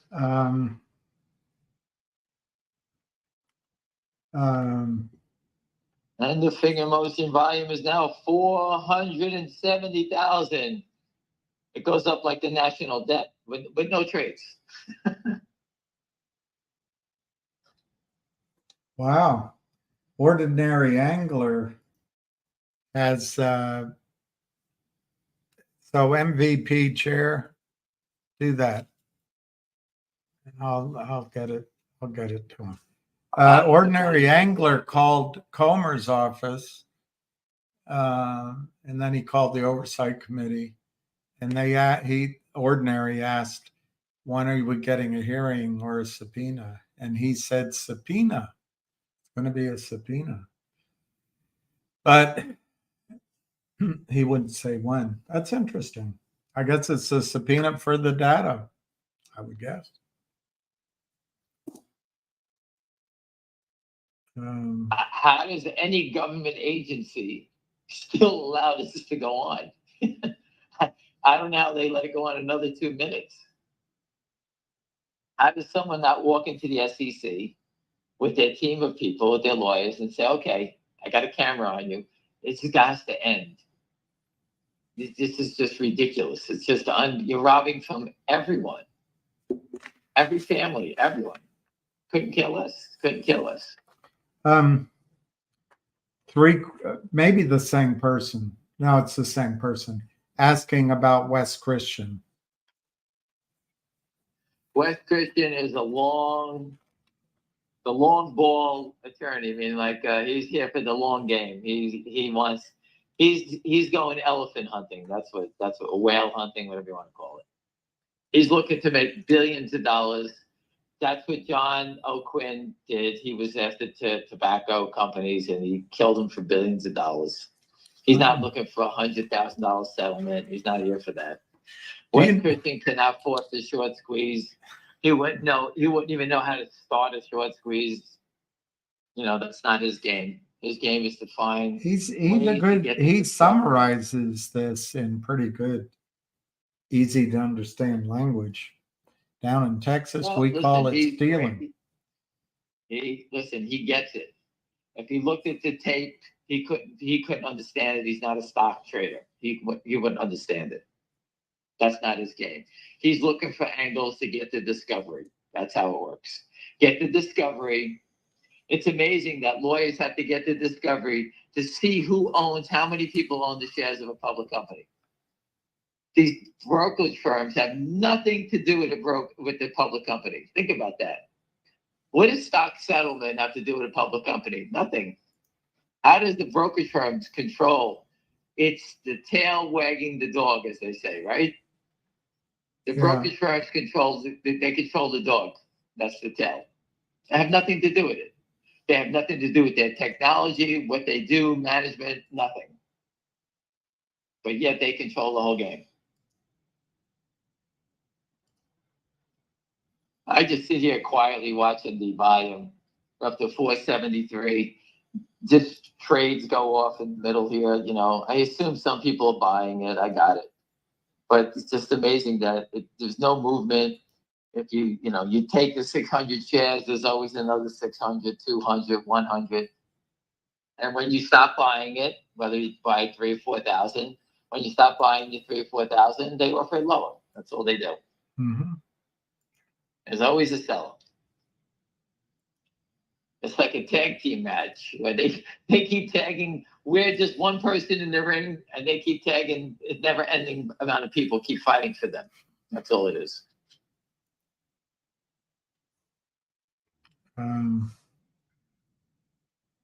So did Wes go to court?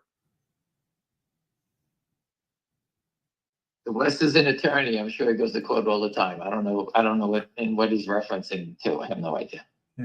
It's a bit of a discussion. They got called into court last week, is what I heard. I don't know enough information to formulate that question properly. I'm sure Wes is still fully involved. I do know he's going to have an interview.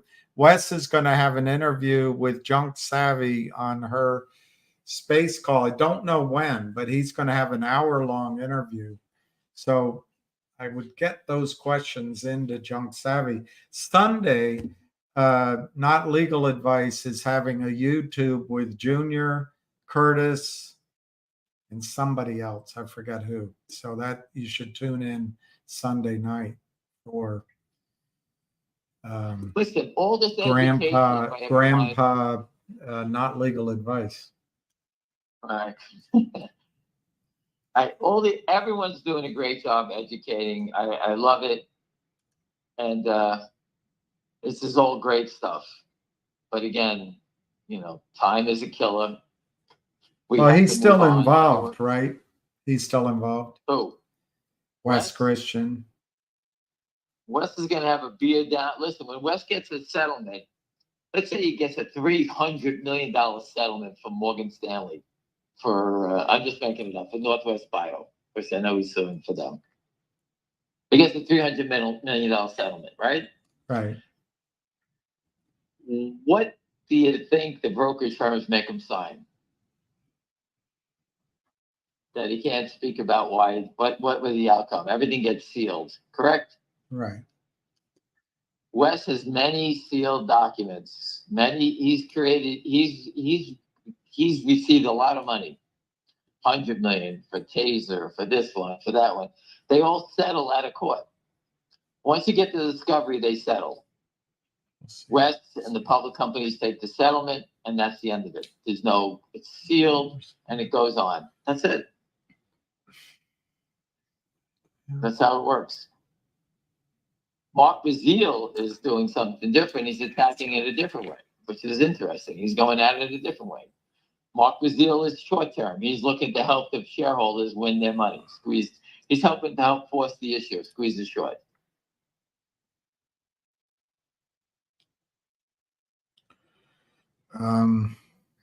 So do you know anything about Baylor football? The hell of football? No. Yeah. I watch it. It's exciting. I watch it. Well, you got a guy here that's a big fan of Baylor football.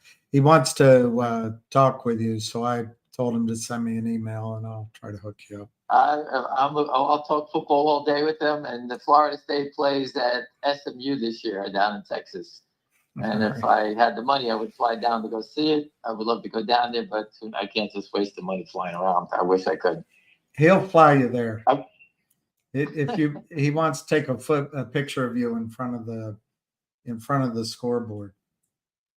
The Baylor football. Listen, I watched Baylor. He donated it. My favorite quarterback came out of Baylor, RG3. RG3 was a Redskin, was a commander of Washington. Where was he before that? He was at Baylor.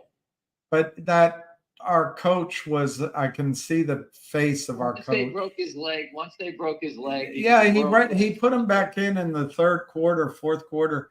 And I don't even understand football, and I thought he was doing the wrong thing. Totally ruined that guy's legs.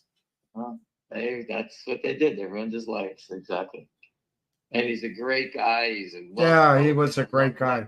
He was a hero without even making any, real impact on the football field. He had a big smile. Football. He does college football. He's great. Great to see. Great. He's Very a good guy. nice to everybody, and no airs. And he stood up for Florida State. That's what he did. So I'm with him. Anyway, this weekend is college baseball. That's what got going now. We got to finish that. Then we get to football. And those are the little things in life that get us through this nonsense. And I've tried everything under the sun, regulators, this, that, the other thing. We're going to get them. Fundamentals. People say, I'm not a big believer in fundamentals because it's stock settlement. It really has nothing to do with it. I've always believed that we need to do something to force stock settlement. The companies are always under attack. How does a company, that doesn't even know what the hell's going on have to fight back short sellers? They don't know anything about you think they're sitting here watching like I do all day long? I told you I met the CEO of CELU. He was a neurosurgeon in a trauma center in New York City. You think he's sitting down looking at the trading? So, oh my God, look at the 300 shares trade here. Look at this. He has no idea. I told him point blank what they were going to do to him. And his bankers or his attorneys told him to take the money he did from Yorkville. They destroyed the company. He did it twice. He took the money from them. And then he reversed it. And now he's $3 again. And all his investors got slaughtered. But you know what? He's working on infectious disease. And that's all he knows is that, hey, this is the Wall Street way, and that's what I'm doing. And that's where he is. All right. Some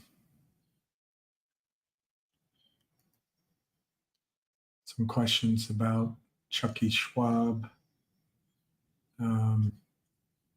I don't know that I announced it. Wes went to court with Christian Shaughnessy. That doesn't ring a bell to me, but I don't know anything as far as I know, they don't even know each other. But I do know Junk Savvy is having a space call with Wes Christian. It was last week or the week before, and it got canceled because he was going to court is why it got canceled, or he had to get ready for court. But I think she was talking about it this morning. She's going to have another interview, another time set up to interview him. Now they're saying banning Keith Gill would be a black eye for Morgan Stanley. Do you think Morgan Stanley gives a shit? Who? They're saying banning, what's his name? Keith Gill, the Roaring Kitty. Oh, wait a second. Yeah, whatever. Last week, I suggested that the UK open its digital security sandbox to US companies. A sandbox that facilitates small-scale temporary experiments of innovations, not just... That's Hester Pierce, that bag of wind. Piece of garbage.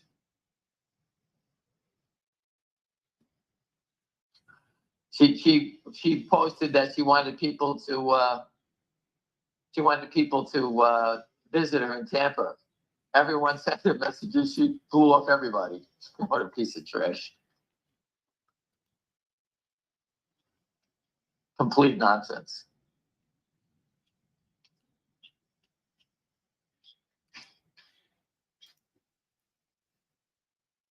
What else? Anything else playing? It doesn't seem like you are generating the same volume of questions you have in the past. Well, I think everyone is finally caught up to speed on what's going on here, and they understand it. Maybe say something controversial. No, just kidding. I'm going to buy 5 million shares of Finger with some fake money that I got from William. That's what I'm going to do. Everybody go do some. We said that a long time ago. We're going to use the fake Gary Gensler bucks, right, to buy stocks. Gary Gensler bucks. Why not? If we're buying fake shares, we might as well use fake money, right? They're worth 100th of what they were worth once they're printed. What a disgrace. There's not. I'll answer any question while I feed the deer. All right, that's your call. I'm feeding the deer. Is it true Any you're question. having an affair with? No, I can't. I don't even know who to ask. Who am I having an affair with? Kristen Shaughnessy. I hit a golf ball into Charles Schwab's backyard at Pebble Beach 2 years ago. I was raising money. I was not successful for one of the best investments I ever saw out of, well, I won't say the exact town, but a town in Ohio. And Chucky Schwab flew in on his helicopter. He was the big name investor. I didn't get to meet him though, so it's not much of a story, is it? But that's as close. Listen, have you ever met some of these people? They're just a front for an organization. Get over them already. They're all garbage. Just look at that. Well, it was an oil and Right back. gas investment, and it was a great investment. And he was the big. And by the way, it's $1 billion investment now, but he was the big. Anyway, I can't talk about it, so I got to keep. All I can say is that's as close as I got to Chuck Schwab. I've Many never. years ago, I met one of the chairmen at Goldman Sachs. They're just regular guys. I told you, they're nobody. They're just a front, and that's what they are. Yeah. Hey, William. I never seen a stock move like Finger. You never should seen see a- Finger dance. Can new management at GTII force the old management to return any shares granted? Yes, Andrew. I say yes. That will get done. What's your target on the stock that begins with the last letter of the alphabet? Well, I'm told that GDC is going to make a big move. So I guess the other one's going to do it also. You know, they said their numbers were big. I don't know. And do you have any update on Devin Nunes and DJT? And I tried the sneakiest thing ever. Okay. I spoke with the people at the office in DC, the people that take in witnesses. And I tried to get them to give me the date of the hearing. And they came right back in my face and they said, "Sir, we will let you know." And I tried to con him into saying that I had some family issues that I won't be able to attend on a certain date. And they just said, "Sir, we will inform you. We will not tell you anything." I'm like, "Oy, oy." I tried. It was my attempt. I did it. that doesn't sound like an affectionate sir, more like a stay out of our face. No, they stay out of my face is what they were saying. Exactly what they said. So They were saying, "Don't pull that bullshit, Wall Street bullshit on us because we're not going to fall for it." So I guess Big Al's point was that Finger doesn't really follow technicals. To what, this is Galadon, to what does Ham attribute Finger's temporary dive under 280 today? It's the same dive that you saw in Berkshire Hathaway yesterday. When there's no bids, okay, they come out like a machine gun and they just keep printing ding, ding, ding, ding, ding, ding, ding until they find the buyer and then it turns around. That's it. The buyer could have been for 100 shares, could have stopped it. but that's how it turns around. And all they're trying to do is to get the stock to trade at a lower price. That's all it is. So And the lower price is to get people to sit there and say, oh, I got to give up on this stock. That's what they try to get people to do.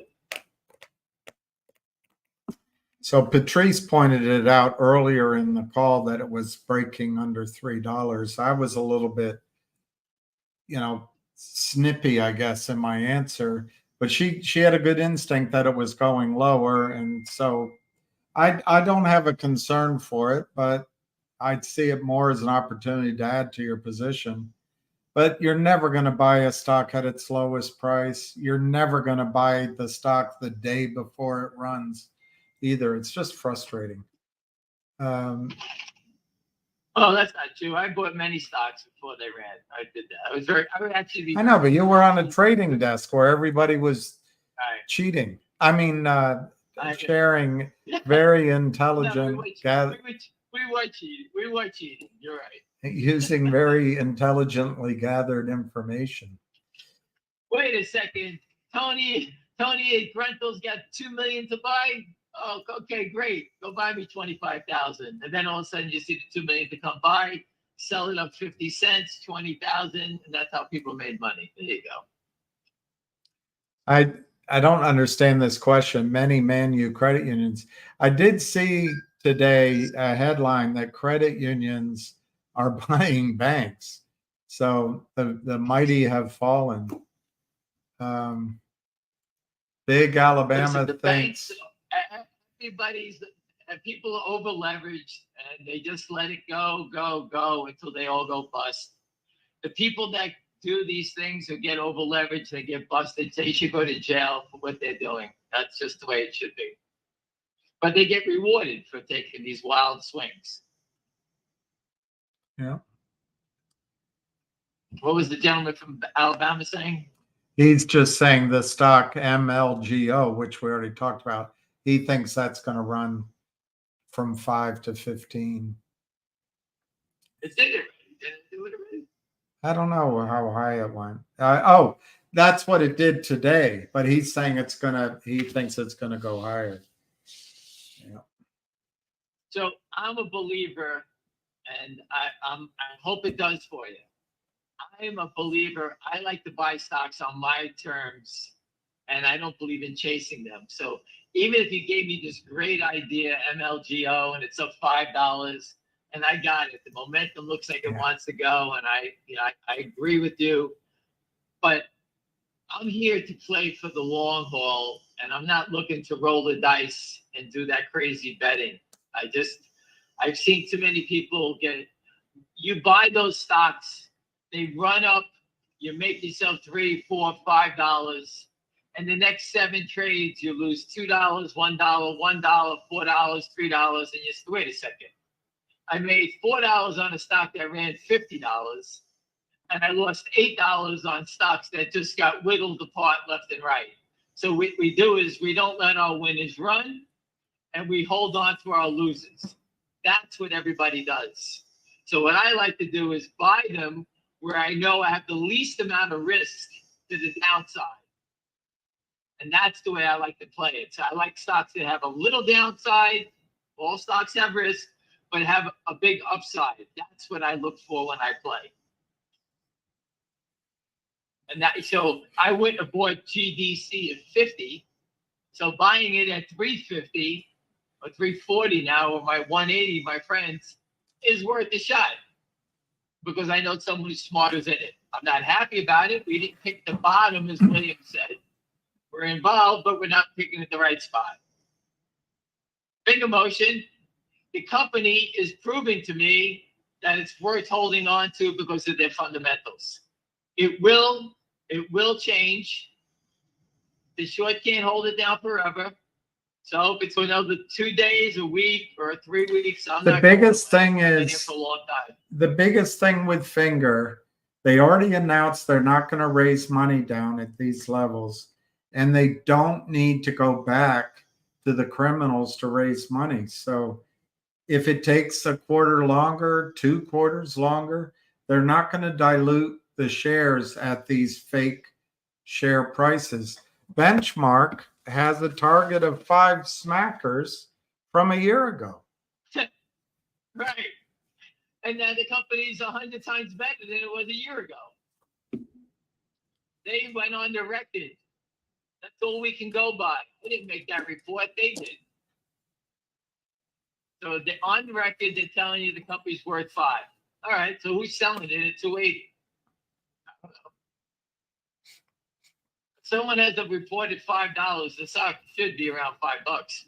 What's the go read their report? What changed from that report? Everything got better. Well, the difference was back when research analysts came out with these kind of reports, it would go across thousands of brokers' desks, and the broker would read it, and then maybe 30 of them would start buying the stock, and you'd have squawk calls. You'd have. There's no more brokers. There's none of that anymore. All the brokers. None of it. Right. The brokers, all they want to do is raise money to manage accounts. That's all they do. You put it in a I told you, managed account. My friend, I think he has over, I don't know, maybe $2 billion of managed money. Big player. Sold his book to UBS. Got paid $35 million. Now his book is under UBS's umbrella. And I always say to him, Ira, what do you think of the market? He goes, I don't give a shit. I have no idea. He's managing $2 billion. He has no idea. He could be an insurance salesman. He could work. He can do no clue. Nothing. How's that? Yeah.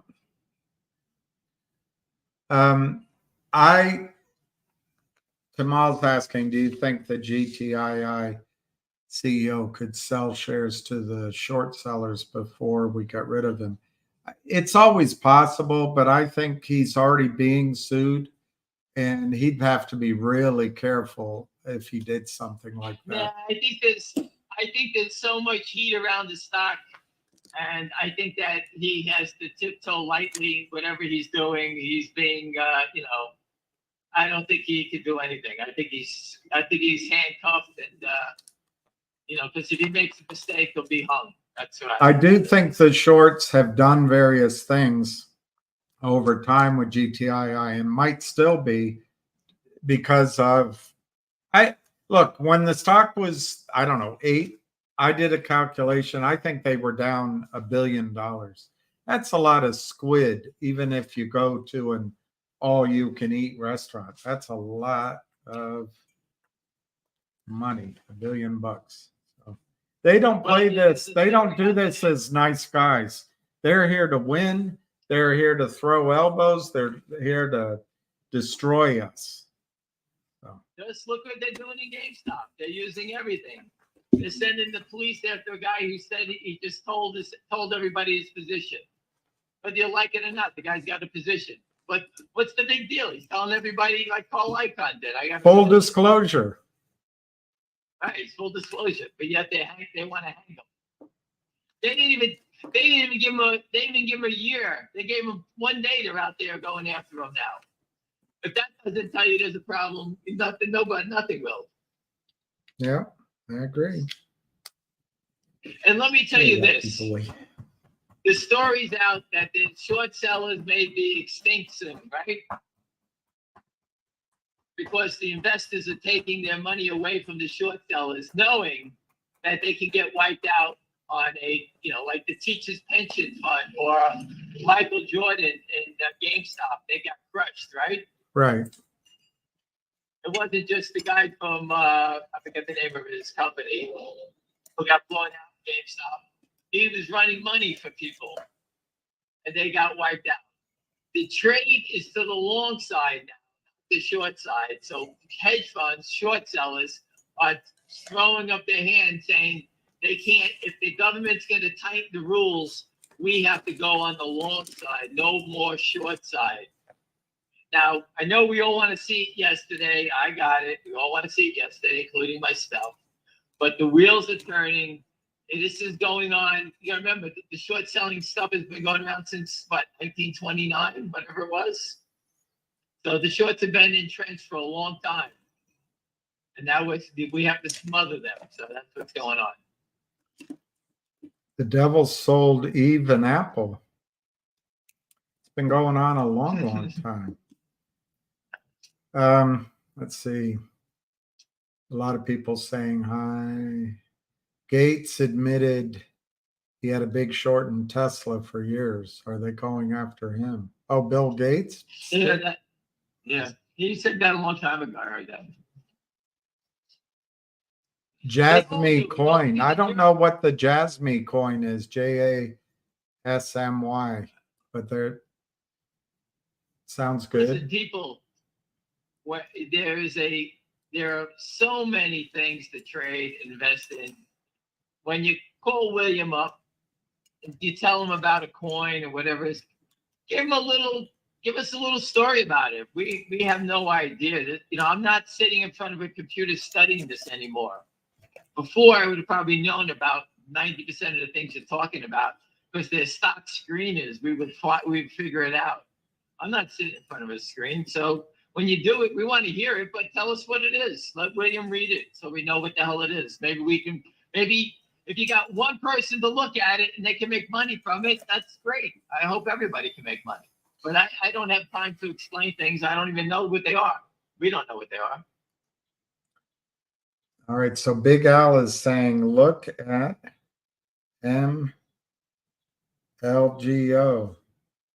1046 up. Well, let's There you watch go. it. It just went back up. It was what, $7, $8? It just ran back 3 points. Very nice. Yeah, I don't know anything about it, but hey, anything Benzinga is recommending, I've got to go for it. Jason Rednick's a piece of shit. How's that statement? So, because I know when he started that company, he called me up. I taught him. Justin bought 100 shares. There's no way he has people writing stories. He only has limited money. He's a hedge fund invested into him, and I'm sure the hedge fund that's invested in him has a say in what they put out.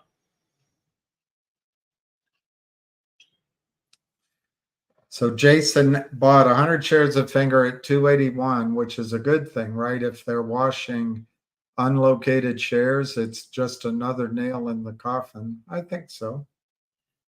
I think so. And listen, just make sure you don't lend it out. Make sure your broker does it. Every share counts. Don't lend it out. Justin, it doesn't feel like it, but there will come a day where you won't be able to buy 100 shares for $3, $5, $7.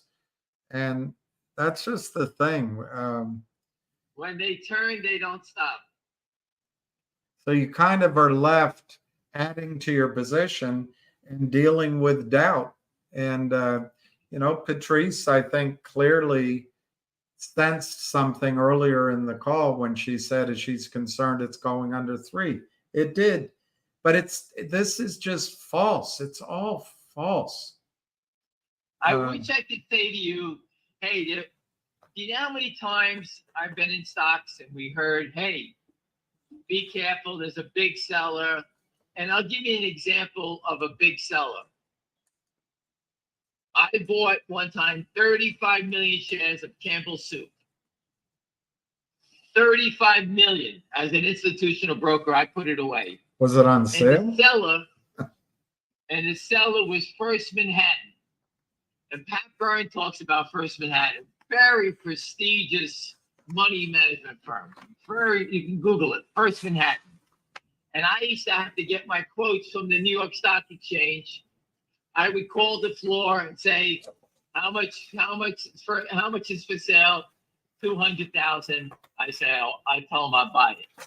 Then all of a sudden there's another 200,000. I say, who's selling it now? First Manhattan. They sold it to us for a month. They sold their whole position in Campbell's Soup. They were the only seller. After I bought it from them, they stopped selling. It took me 35, 40 days to put it all away. One day, when they stopped selling, the stock was $35. I remember like it was yesterday. Morgan Stanley called the floor. My floor broker called me back. Morgan Stanley has said they'll buy whatever shares I have in Campbell Soup. They'll pay $42. It went up $7. So I had to suffer with First Manhattan selling every share. And after they were done, Morgan Stanley bought it all for me up $7. And that's the smartest guy in the street. And that's what happens. There was a seller. He was relentless. I was the buyer. You know how many days I thought that I was totally nuts? How am I buying this stock from First Manhattan? They're the best on the street. My information's better than theirs. And I kept thinking about it. But they decided to liquidate their position for whatever goddamn reason. And I was lucky enough that they sold it to me. And when they were done, there was no more sellers. Morgan Stanley called me up and bought it all from me of $7. And I was a hero then. And believe me, it sucked. Every day I suffered. It's, oh my God, stop selling it. And that's how it goes. Holo's up today, 40 cents. Olo, you got so many crazy names. What do you think about the glitch that on the NASDAQ yesterday and other trading stocks? Do you think it was planned? Was it truly a glitch, or was it a test run? I think that there's when there's a hole like that, the shorts take advantage of it. It could have been an attack, because think about it, if Berkshire Hathaway ticks down that low, that can trigger sell triggers in many different names. So, that could have been close to where they could have unwound the whole stock market. Think about that for a second.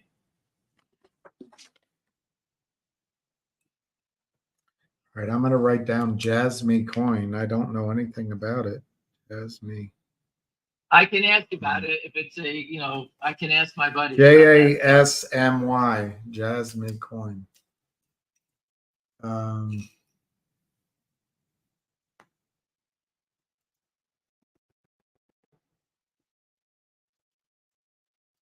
Wow, this guy has 10,000 coins. That's a lot of coins.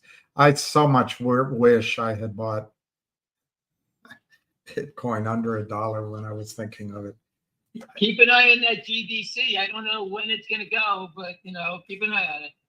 Let me see what the price is. That could be one of your Chinese names that goes. I don't know. 106. It's rocking and rolling.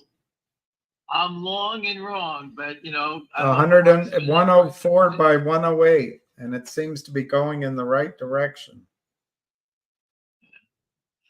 All right, listen, everybody. I'm at the store. I got to go buy dinner. So I'll speak to you later. Have a great night. Thanks for stopping by. All right. Bye. Magoo has been consolidating. 4 cents. Japanese Bitcoin. Very interesting.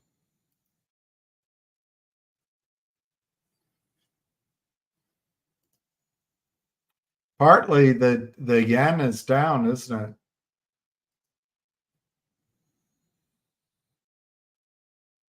That's good advice. Somebody asked where you would put your money. He's not going to. This is a good speaker right here. So I got to figure out a way to get his voice.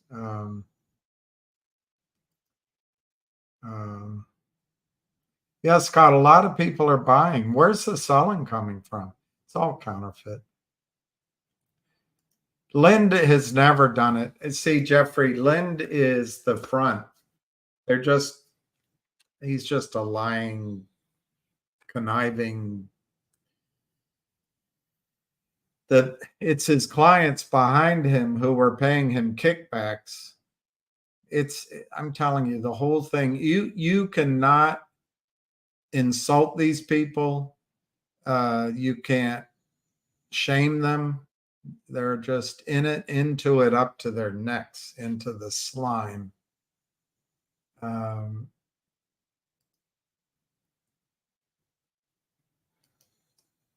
right. So I forget who said they were having trouble getting their Nextbridge shares out of Schwab. My guess is Schwab doesn't have enough shares. I listened to Junk Savvy's call this morning, and she did a really good job, and she had me answer some questions, which always makes me feel that I really don't add much. She really, that whole audience has studied it so well. Anyway, she was saying that, let me see who that was that asked that question. I cannot remember. Go ahead, Pump. Make me pay. He's driving at age 90. That's pretty impressive. I guess that's what you get. Oh, here, shake. I guess that's what you get when you exercise all your life. So anyway, she was saying that last year, the number of shares attributable to the 165 million allocation, there was still something like 90 million left to go from last year. They don't know what it is now. I did not know, but I guess the incentive to move our shares was denied by the SEC. But I still stand by, you really should move your shares. MMTLP isn't anything.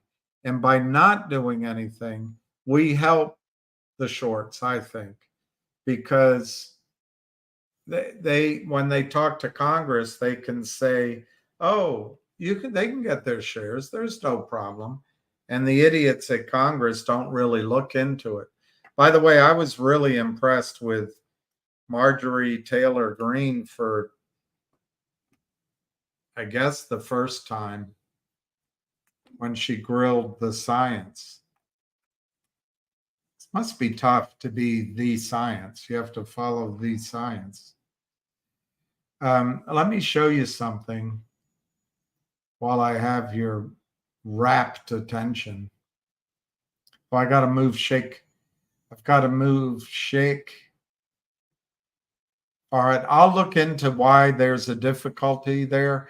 I would pay the $80 because that's 2 FedExes, assuming they have to send it to their somebody or other at DTCC, and then it's sent to you.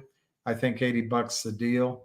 I think you're going to be happy claiming your property, and you help Greg McCabe, I believe. But let me take that away. Okay. And then let me I just want to show you guys something. I want to show you something because, hey, PS71, how are you doing? Thank you for everything, PS71. I heard you have a good sense of humor. You could be an attorney. All right. Let's just put that there. I want to show everybody this. I pick on this woman, Adina Friedman, and people probably say that's mean. I'm being mean. Well, here's the chair and CEO of NASDAQ. She became president and CEO of NASDAQ January 1, 2017. What the blank has she done?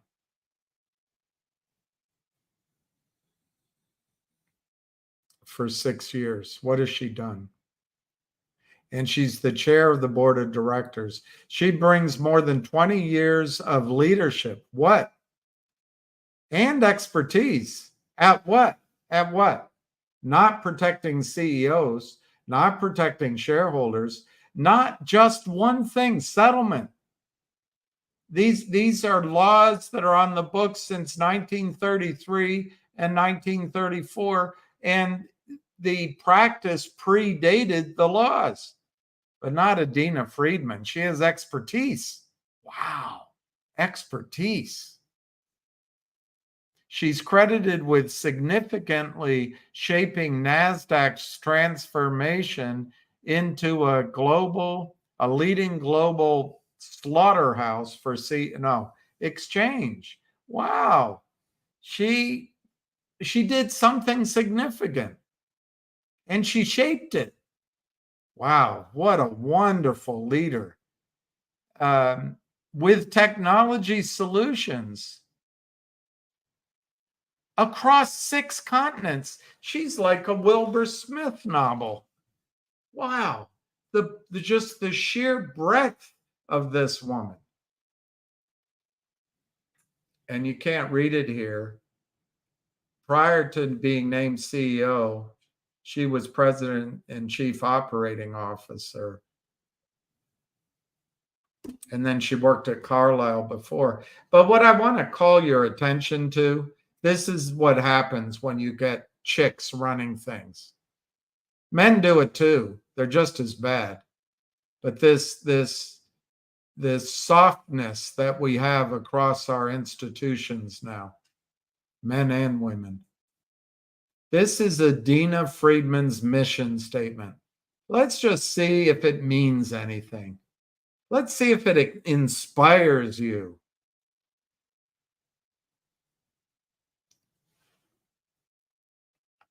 Quote, we are rewriting ways to expand wealth, create jobs, and enrich people's lives. We aim to set the pace. We're going to set the pace for rethinking. We're going to rethink capital markets and economies anywhere and everywhere. Isn't that special? We are rewriting ways to expand wealth, create jobs, and enrich people's lives. We aim to set the pace for rethinking capital markets and economies anywhere and everywhere. She is bloody in charge of what used to be the best exchange in the United States, the over-the-counter markets. Apple went to the NASDAQ. And this is the drivel she comes up with? I'm telling you, this is both not a very smart person, not a qualified person, and she doesn't know what the heck she's doing. Of course, that's all in my opinion. It's all in my opinion. All in my opinion.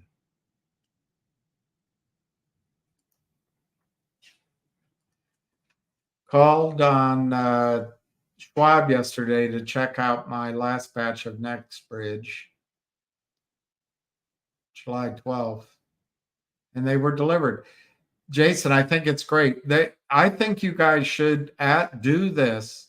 Mine took many phone calls. I finally got them, but there will come a time when the sleeping 65,000 shareholders all wake up and say, oh my gosh, I don't want MMTLP. I want to be at NextBridge, and it'll be too late. We're not there yet, but I really think we should be doing that.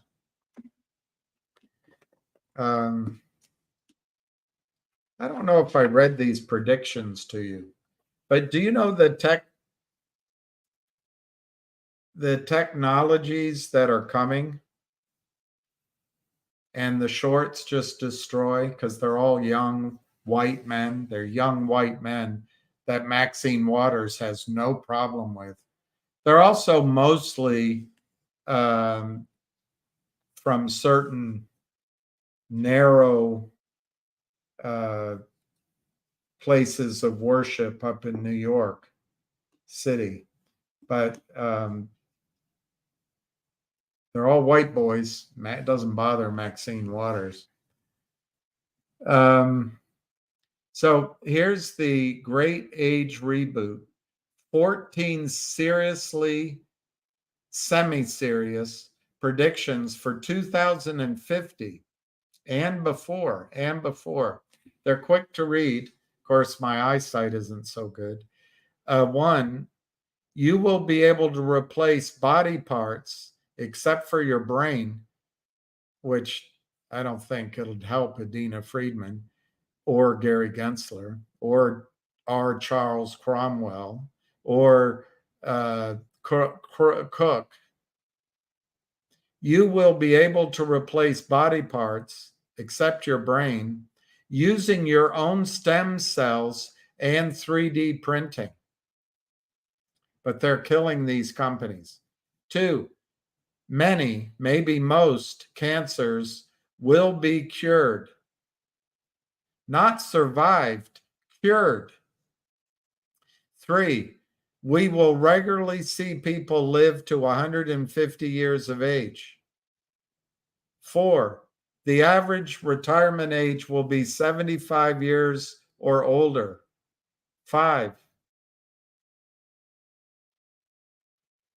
I have no idea who this is. Giannis Antetokounmpo will still be playing in the NBA along with his son, and maybe his grandson will also join them. 6, when you look in a mirror, it will show your vital signs and identify any suspicious skin marks. Then report the data to your master medical portal, which will immediately be reviewed by your health and wellness team.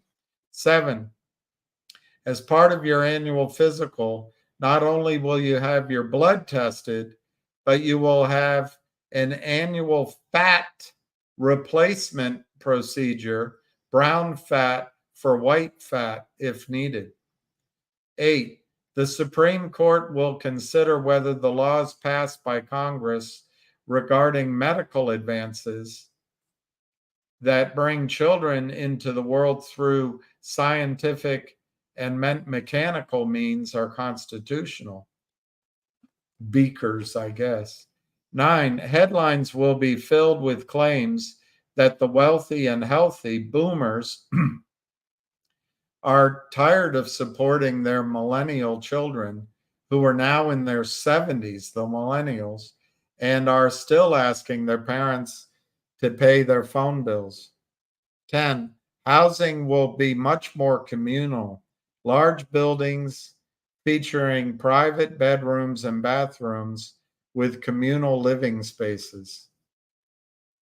11, eyeballs might have night vision and telephoto settings.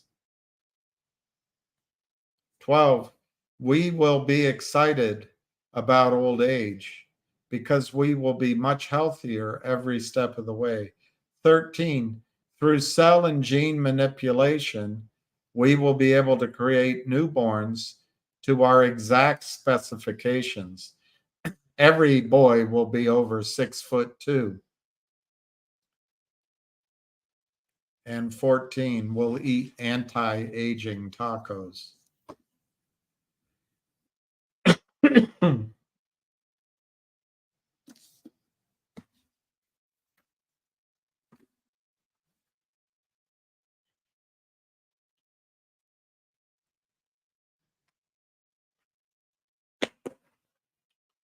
I don't know, Lou. Let me look. They were all part of a piece with Logic and RCRT. RCRT is 182, up 13 cents.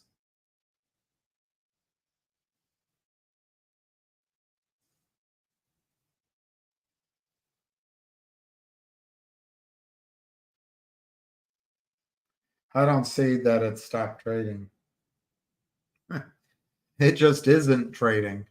That's a big difference. It just isn't trading.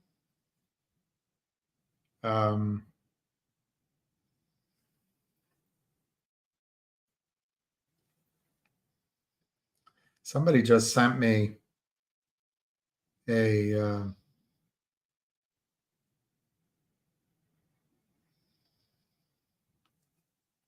Adina Friedman is going to present. Thank you for sending it, Pilot, at the Piper Sandler Global Exchange and Trading Conference tomorrow, June 5th.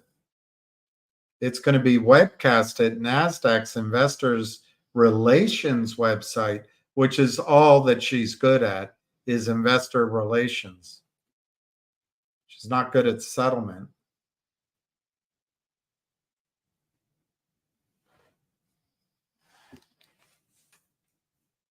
Ugh, she makes me sick to my stomach. Wolf is up.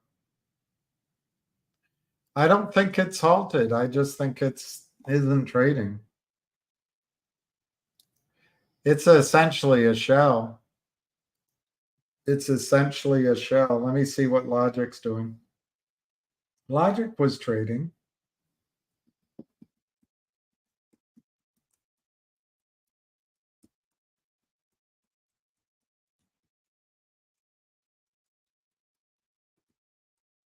I mean, Logic's traded 74,000 shares today. It's in the green at 0.0179. I don't see a halt at all.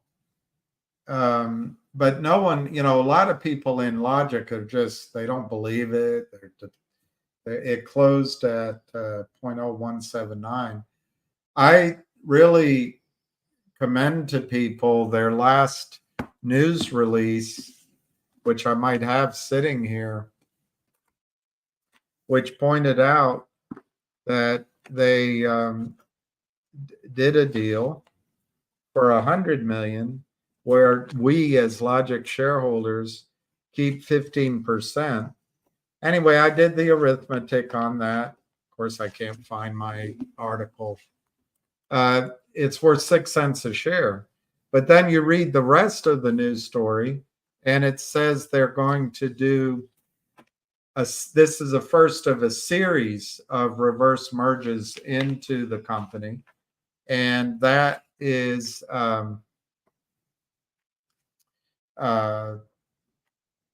indicated two things about that series.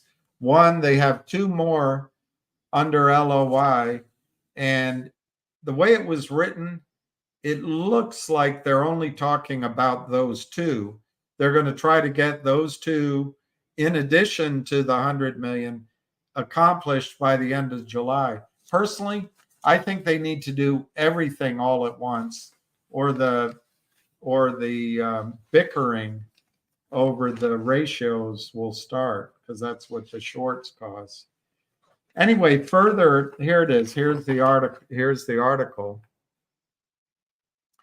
Further in the news release, it says,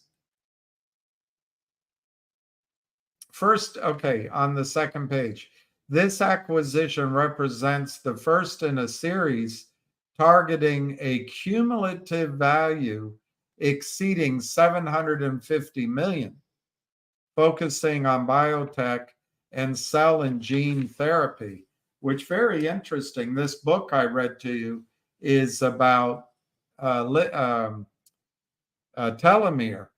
Telo hits a new low. Telo hits a new high. But that's what Logic seems to be getting into. $750 million valuation, cell and gene therapy, and CGT, cell gene therapy assets. I don't know what CGT stands for. But anyway, if they do 15% on this series at $750 million, it works out to roughly 45 cents a share to our interests in Logic. So does the stock go up? I think so. Are the shorts doing what they always do, just selling it down? I think so. Are the shorts trying to screw up the agglomeration of several companies at 15% for us? I think that's what the shorts are trying to do. They're trying to get the CEOs to say, hey, we agreed, I'm making it up, that you'd give us 1 million shares worth, 44 cents, but the stock's trading at a penny and a half. You got to give us more stock. That's the shorts thinking. That's what the criminals think. That, frankly, is what I think Aubrey Advisors or Aubrey's partner, Chadron, or Aubrey's investor, Polar, and the other hedge fund, that's how they think, in my opinion. Or they're also incompetent. They should go start a Hall of Fame, a NASDAQ Hall of Fame. They should have the people from Aubrey Advisors and Adina Friedman sworn in as the first members of NASDAQ's Hall of Fame for idiots. So my point is it says here that the valuation is 100 million, with Logic poised to retain 15% post-transaction. If they want to get that done with this series, my judgment is, Aubrey Advisors, a lot smarter than I am. They left Logic with no money. They did not price deals before the de-SPAC, so their clients could destroy the stock and take 100 million out of the market, collective, audience, and Logic. But hey, they got fancy offices and they can have lunch with Adina Friedman. Anyway, Lou, my opinion is two things. One, Logic has to get all of this done this quarter. That means April, May, June. That means this month. That means now. Why?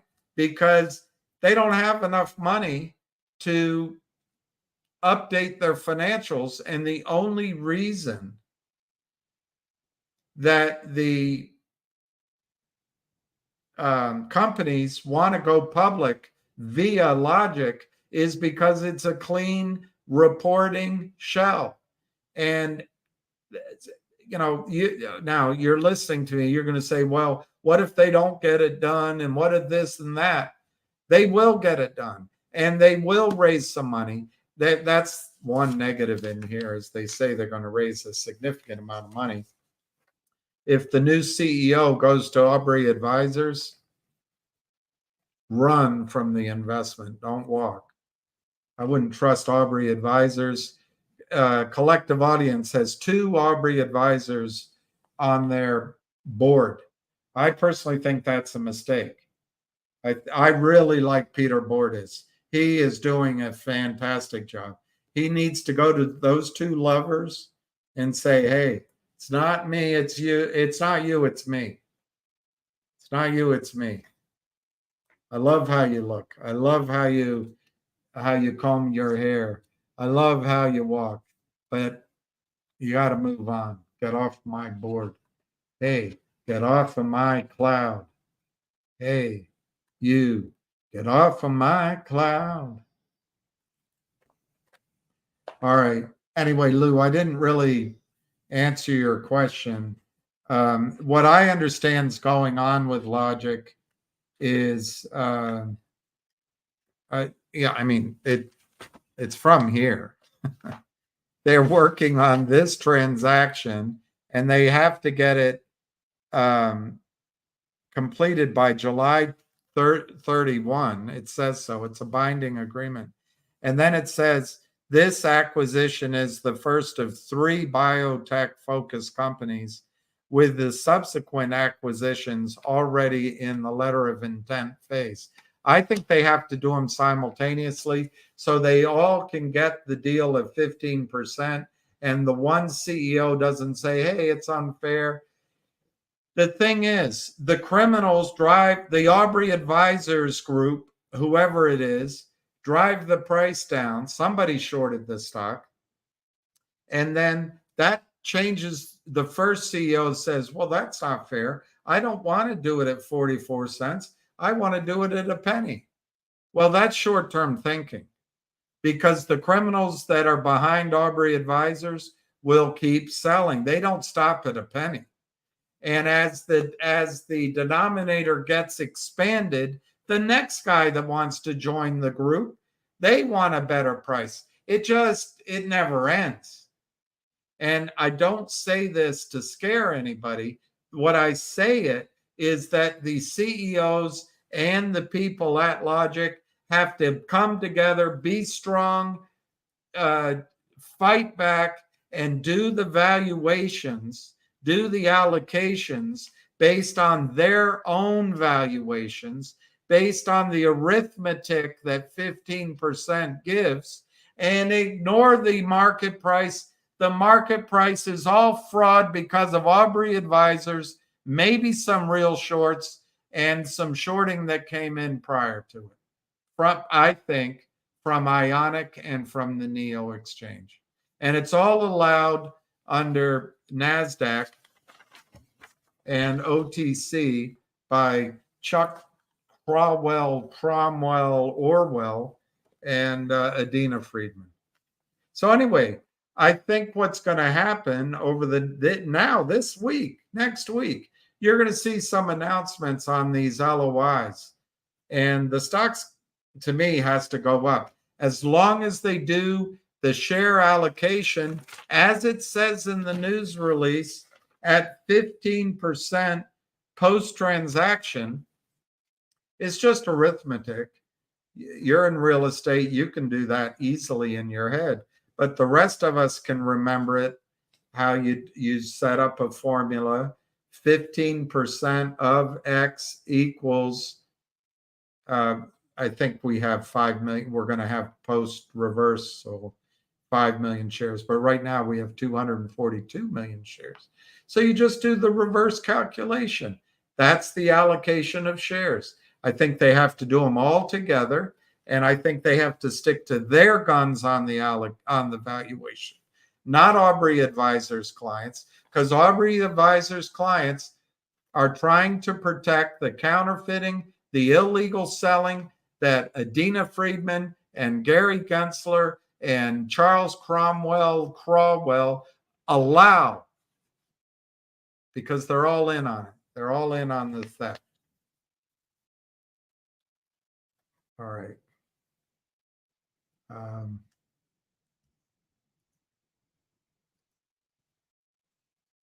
Well, you got to think Wolf is a buy, don't you, Brandon? Because if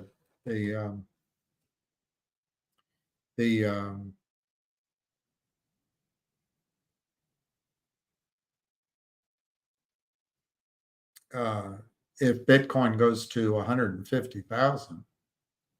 I met with a guy when I was in Houston, an oil and gas guy, and what he's doing just astonished me.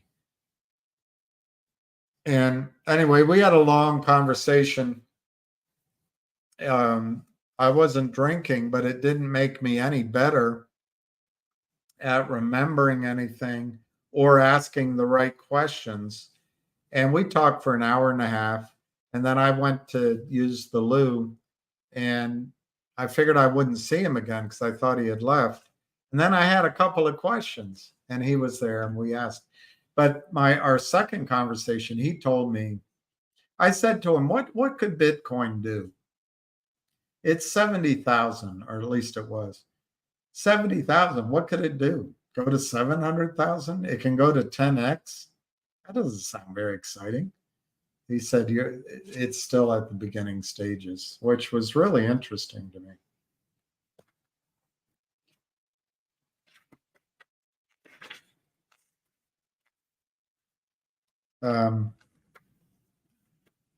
This is a long chapter. So I'm not going to read the whole chapter, but I'm going to guess that he'll get to his point right away. This is James Rickard, The New Case for Gold, Chapter 2, Gold is Money. The New Case for Gold. People are fascinated by gold, not because it is shiny, but because it is money. Understanding this fact is the starting place for understanding gold. There are many kinds of money in the world, of course. At times, different forms of money have competed for a role as the leading global reserve currency. Today, the dollar, the euro, and Bitcoin are all forms of money. So is gold. What is money? And think about it. Nobody knows what money is. Nobody can figure it out. To me, it's just a con game. It's whatever we accept in exchange for value. But anyway, what is money? A classic definition of money has three parts: medium of exchange, store of value, and unit of account. So medium of exchange, store of value, and unit of account. If all three of those criteria are met, you have a money of a sort.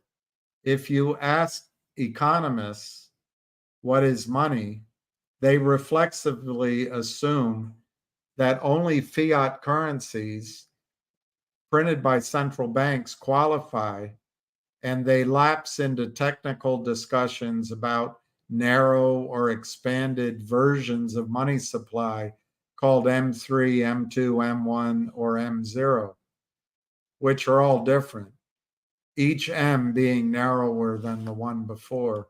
M0 is the narrowest, consisting of bank reserves and currency. M0 is also called base money because it is the narrowest definition of money economists know. I call gold, this is Jim Rickards. Jim Rickards calls gold M sub-zero. M sub-zero, because even if economists don't want to recognize it, it is the real base money behind paper money supplies. Why gold? Gold bashers are quick to disparage gold as a shiny metal or pile of rocks, as if to say it has no particular attraction as a form of money. Even sophisticated economists, such as former Federal Reserve Chairman Ben Bernanke, have described gold's continued storage in U.S. vaults as quote unquote tradition.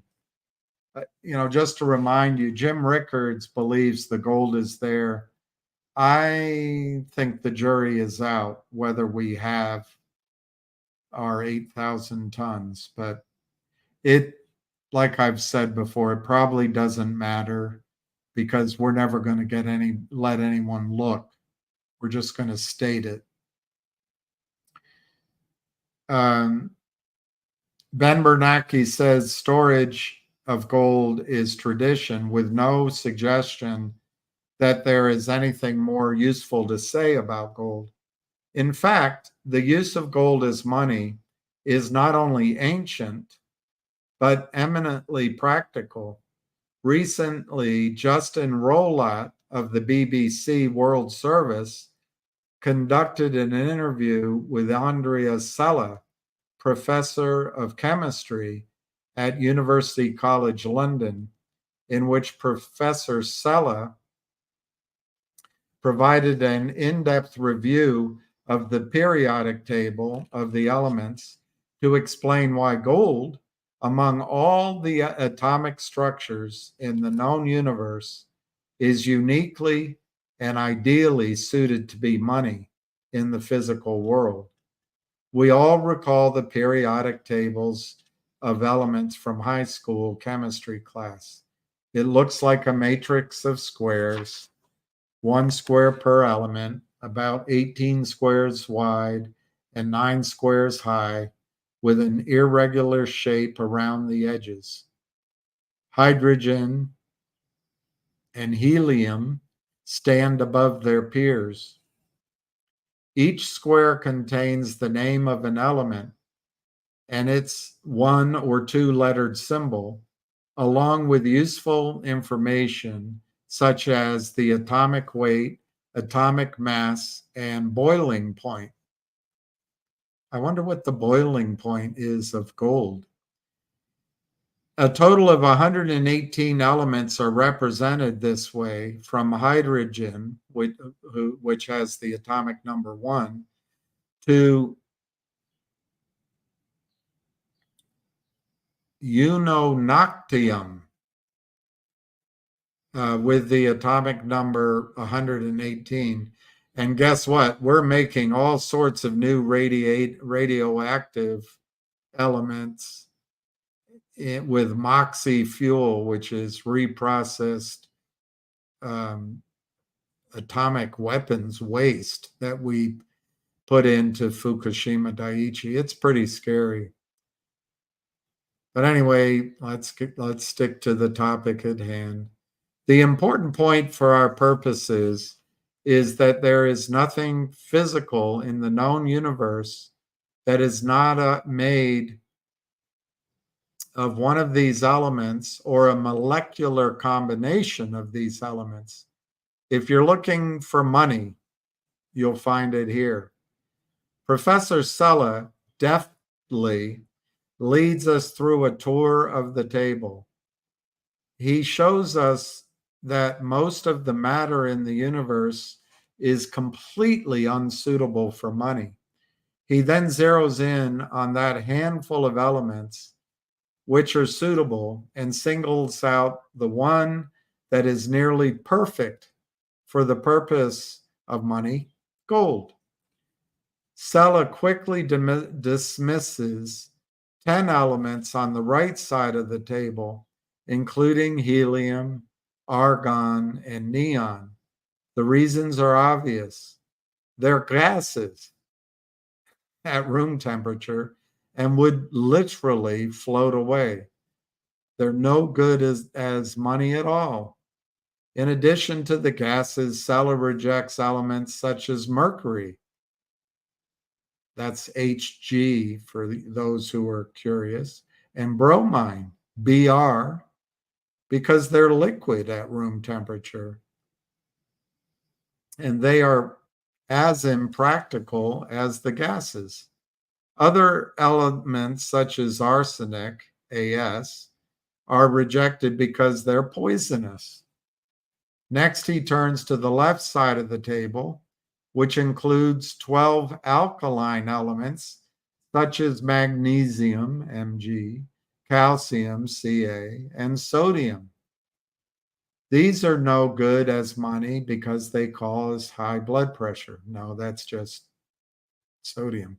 These are no good as money either because they dissolve or explode on contact with water. Saving money for a rainy day is a good idea, but not if the money dissolves as soon as it rains. The next elements to be discarded are those such as uranium. I guess I can't go, my computer is overheating. We'll try to get to a breaking point. The next elements are uranium, plutonium, and thorium. And they aren't any good because they're radioactive. No one wants to carry around a form of money that might cause cancer.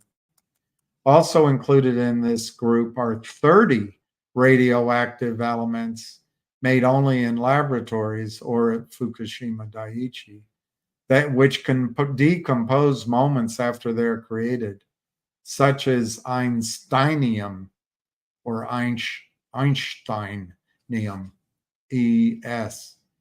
Most of the other elements are also unsuitable as money based on particular properties. Iron, copper, lead don't make the final cut because they rust or corrode. It's bad enough when central banks debase your money. No one wants money that debases itself. Roulette and Sella continue their trip through the periodic table.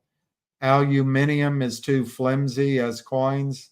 Titanium was too hard to smelt in the primitive equipment available to ancient civilizations.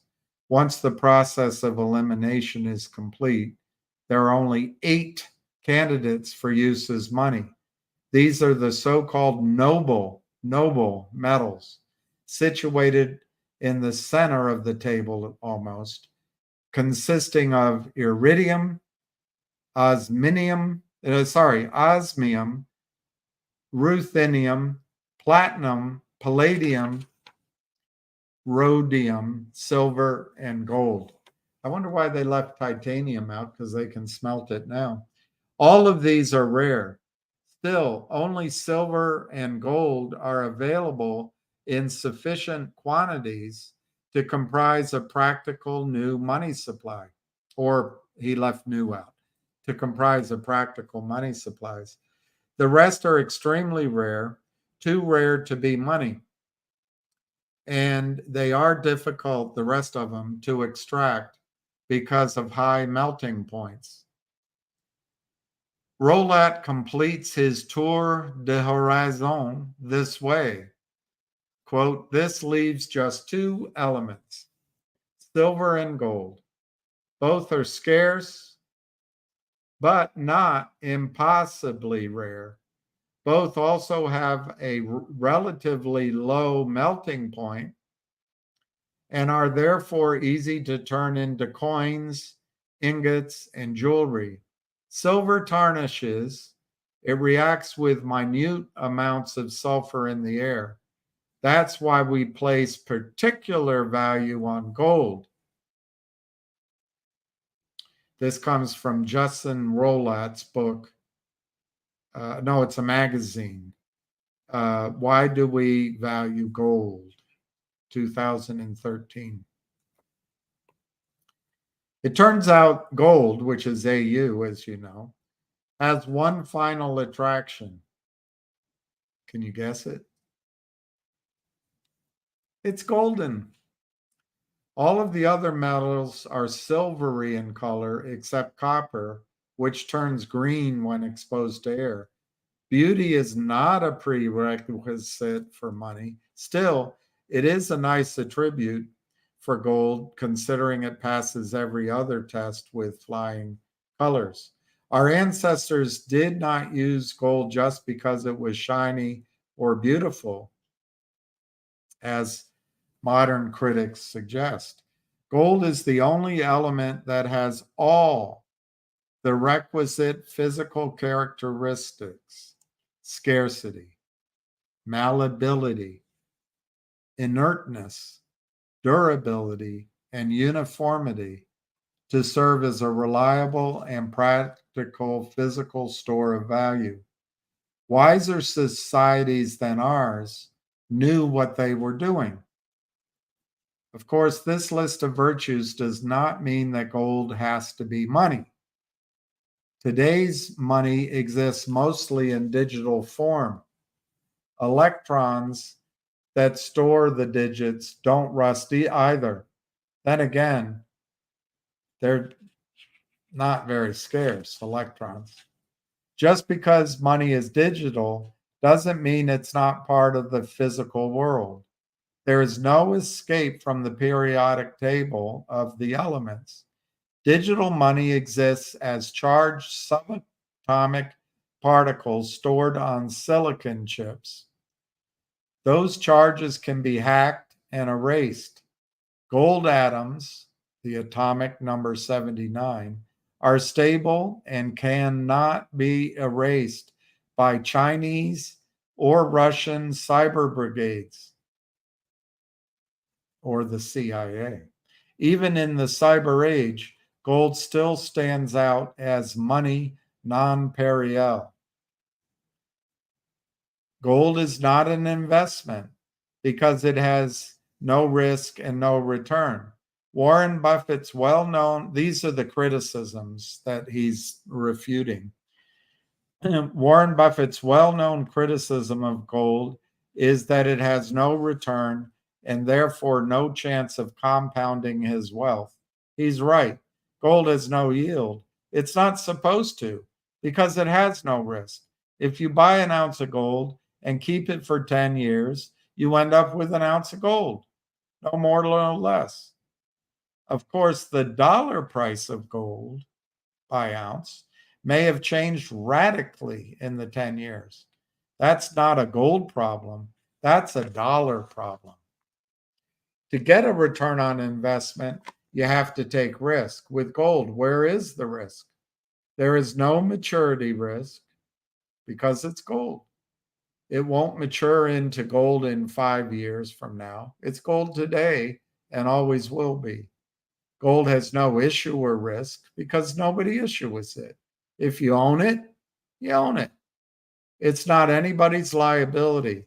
There's no commodity risk. With commodities, there's other risks to consider. When you buy corn, you have to worry, does it have bugs in the corn? Is it good corn or bad corn? Is it good sage or bad sage? Is it the same with oil? There are 75 grades of oil around the world. But pure gold is an element, atomic number 79. It's always just gold. Gold has almost no industrial uses. It is not a commodity because it is not important input to any production process, save a few. Look at any other commodity. Copper is used for wires and pipes. Silver actually has many industrial uses in addition to being a precious metal. Other mining commodities are used as inputs in manufacturing and production. Gold is not. Gold has an one eye I can't really read. I just kind of go along and guess if it's a big word, I guess before I notice. Gold has uses in electronics for coatings, connections, and the like, but those uses are still limited, nothing really material. We know that gold is traded on commodity exchanges and reported in the commodity section of your favorite website. Breathless reporters describe gold price action from the commodities trading pits. Still, that does not make gold a commodity. That's important for investors to understand because there are many developments which affect commodities that do not affect gold in the same way. Consider the situation in the Great Depression. The most daunting economic problem was deflation. That's why I really don't think we're going to stop printing money anytime soon. But as commercial real estate collapses and those loans get paid off and they also go bust, that is a contraction of the money supply, and it could lead to deflation. A depression is a deflation. All right, so in the Great Depression, the problem was deflation. Commodity prices and industrial production dropped precipitously. Yet from 1929 to 1933, the US dollar price of gold was not deflating. It remained fixed at $20.67 per ounce.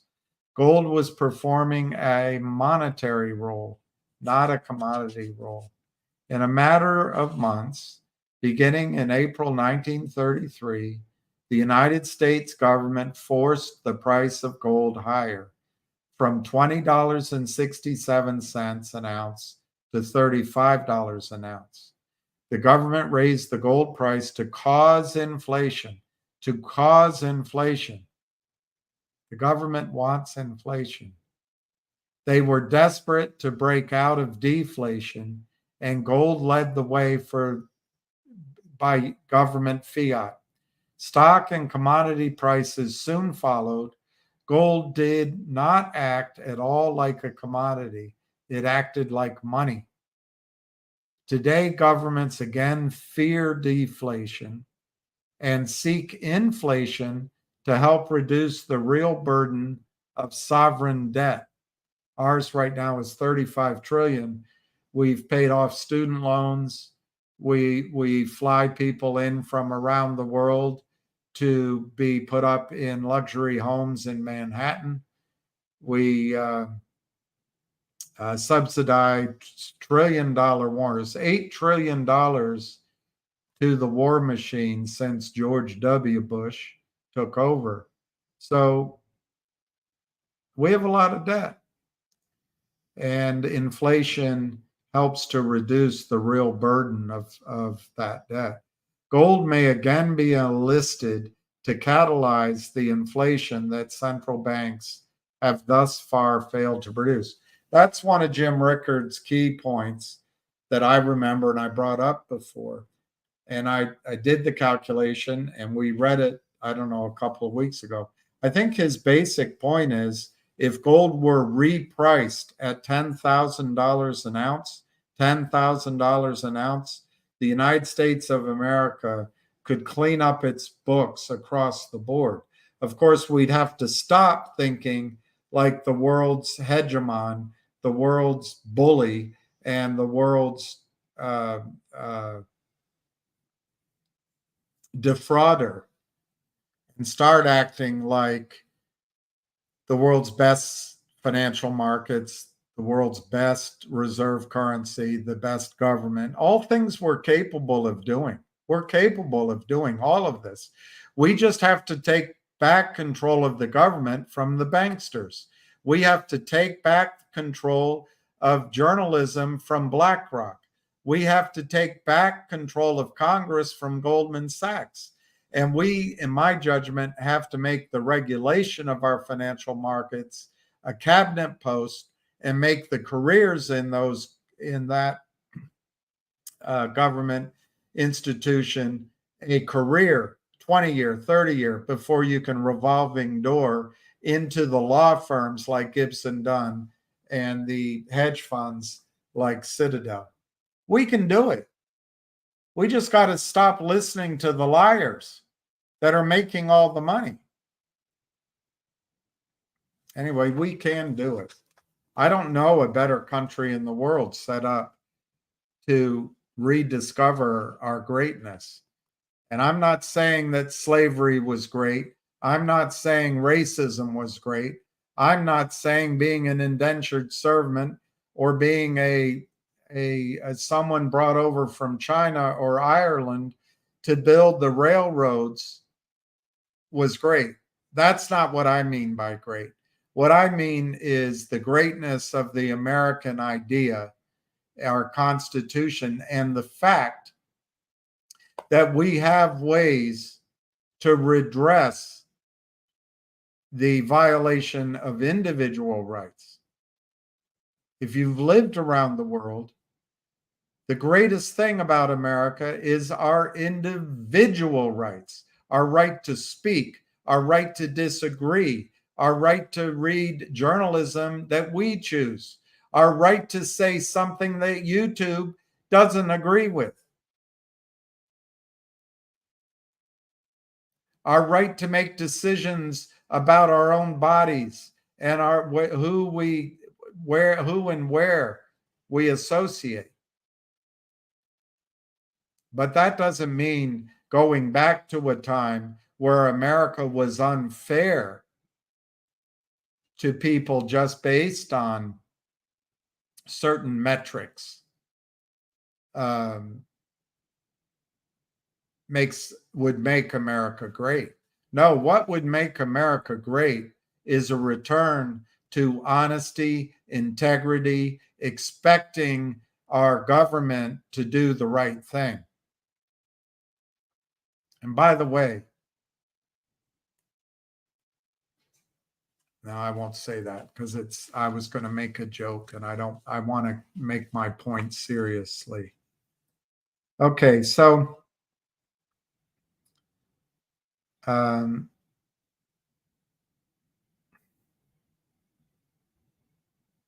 another example of gold's non-commodity behavior can be seen in the correlation of gold to the continuous commodity index in 2014. That index has 16 components, including gold, as well as iron ore, copper, aluminum, and agricultural commodities.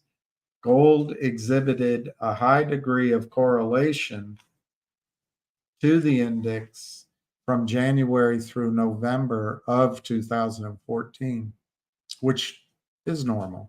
But in November of 2014, the commodity index plunged and gold rose sharply in dollar terms. This divergence coincided with plunging energy and base metal prices and growing Russian and Chinese demand for gold. Gold had suddenly stopped trading like a commodity and began trading like money. Such behavior is the shape of things to come. And that's why I keep emphasizing gold is we have to start thinking like our own central bank. We have to start owning things we understand, that you understand better than any of us, whatever it is. Businesses, your education, your job, your home, things you know. We have to get out of variable debt for sure, but probably all debt, but variable debt for sure. And we have to own gold or silver or facsimiles of gold and silver, miners. You can trade, you can own ETFs, but just trade ETFs. ETFs, when there's a crisis, the gold inside of ETFs does not exist. So that's why you do something like the Sprott Physical Gold Trust, the Sprott Physical Silver Trust. Okay. Gold is not paper. Wall Street sponsors, U.S. banks, and other members of the London Bullion Market Association, LBMA. Look, New York, London, Tokyo, we've abused the trust of the world. China doesn't quite have the trust yet, but I bet they have more trust in the young population of the world than the LBMA does. Same with Russia and the rest of the BRICS. So my point is China is working very hard on a Shanghai metals exchange, which I think will prove superior if we don't wake up. We have to demand better. We have to. It's our country, and all the new people too. It's our country. And everybody. I mean, don't make the mistake just because I got a frankly, a pale complexion, that I don't mean it for everybody. Because that's, if you're assuming that, I would submit that's your first instinct, as Jesse Jackson pointed out. We're human. We have that first thought. It's what you do with your second thought that matters. Okay.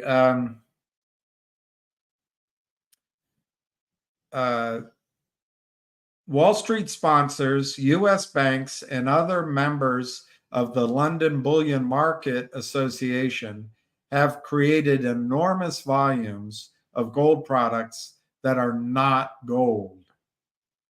These are paper contracts. These products include exchange-traded funds. Wow.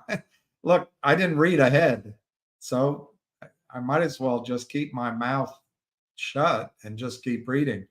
These products include exchange-traded funds, ETFs, the most prominent of which trades under the ticker symbol GLD. The phrase ticker symbol is a giveaway that the product is not gold. An ETF is a share of stock. There is some gold, out there somewhere in the structure, but you don't own it. You own a share.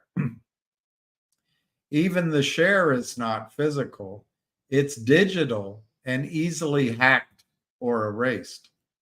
The legal structure behind GLD is a trust, and the trustee has some physical gold in a vault. This arrangement is generally true of gold ETFs. The gold vaults are in London. There is a set of authorized participants who make a market in GLD trust shares. These are the large LBMA members, such as Goldman Sachs, JP Morgan Chase, and others. Much of the authorized participation activity consists of arbitrage between the physical gold market and the market for GLD shares. If there is selling pressure on GLD shares, the authorized participant can buy the shares as a market maker and sell physical gold short. Does it ring a bell? Then the dealer can deliver the shares to the trustee, receive physical gold in exchange, and cover the short physical position, thereby pocketing a profit measured as the difference between the share price and the physical price. Such arbitrage is similar to the gold points arbitrage, which existed between New York and London in the years prior to 1914. Everything new is old, except that it is no longer necessary to ship physical gold across the North Atlantic to make a profit. Nowadays, gold just sits in the London Bullion Market Association vaults or the GLD vault, depending on the flow of arbitrage. I really question if all the gold is there. Investors in GLD take other risks besides not having physical gold and being targets of digital hacking. For example, officials could close the New York Stock Exchange, leaving investors unable to trade shares of GLD. Those who say the exchange will never be closed should recall that it happened because of a software glitch on July 8, 2015, during Hurricane Sandy in 2012 and after 9/11. Famously, the New York Stock Exchange was also closed for over 4 months at the outbreak of World War I. Power outages or electronic problems could also close the exchange again at any time. With an ETF, you're locked into the digital system. The London Bullion Market Association also sells gold through paper contracts, which act like unregulated futures. Unregulated futures. Unregulated. The gold underlying these contracts is described as, quote, unallocated, unquote, which means the owner has no claim to any particular physical gold. Paper contracts. Look up Blythe Masters. The seller does have some physical gold, just like sellers in our securities market have a few real shares, which are represented oftentimes by the toxic convertible note. The rest is all fake. The seller does have some physical gold, but still not enough to satisfy the potential claims of all the unallocated gold buyers. Does that sound like our securities markets? They all do the same thing. It's a big turning our shares in one of those. What's that ball they kick around? Hackney ball, back and forth. Every asset just kicks from trading desk, bank to bank. They take their little piece out of it, and we're trying to reach for our ball back.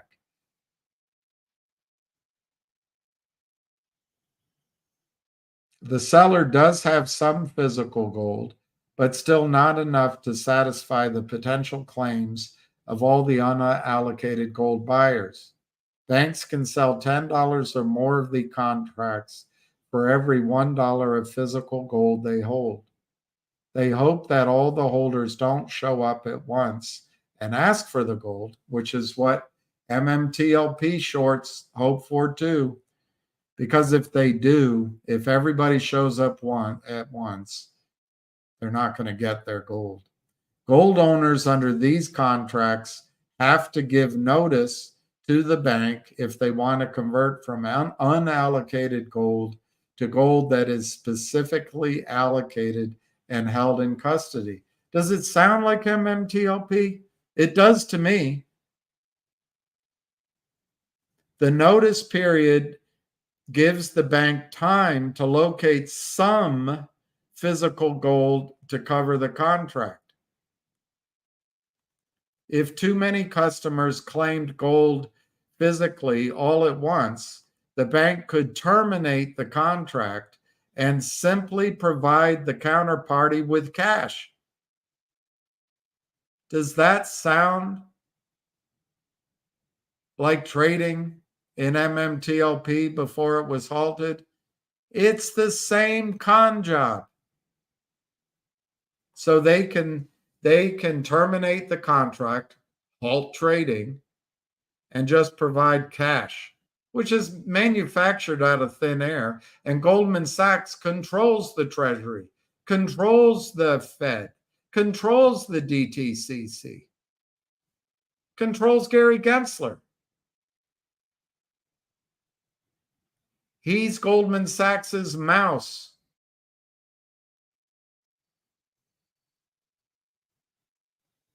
So they can, if too many customers claim physical gold at once, the bank can terminate the contract and simply provide the counterparty with cash at the closing price as of the termination date. The customer would get a check at the closing price, but they're not going to get actual gold. That's the best case. In the worst case, the bank could fail and the gold investor would get nothing. That's why physical gold and silver and miners is the way to get leverage, but miners own the gold. ETFs don't own the gold. And of course, there's questions about trading. So there is no perfect investment other than if you get a little puppy dog.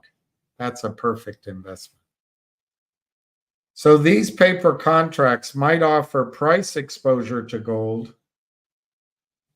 markets, yet they're a far cry, the ETFs, from being actual gold. If there's a demand shock or a buying panic for gold and the price of gold skyrockets, that's when these paper contracts are going to fail, because there will not be enough physical gold to satisfy all the claims. Only physical gold in non-bank custody is real gold. Non-bank custody. That means don't use safety deposit boxes. All right. Let's just go one more page and a half, and then we'll stop. Gold is a physical, not digital currency. As such, gold provides insurance against the risks to which digital currencies are exposed. For the most part, the dollar is a digital currency. We may have a few paper dollars in our pockets, but not many relative to our needs. If I go to the grocery store, I may pull out a $20 bill, but I'm more likely to pull out my debit card. When you get your paycheck, it's probably a direct deposit to your account from your employer. When you pay your bills, you're likely to use online banking. When you go shopping, you probably use a credit or a debit card. The amount of cash you're using is tiny relative to the volume of your economic transactions. The largest securities markets in the world, the United States Treasury market, has not issued a paper certificate since the early 1980s.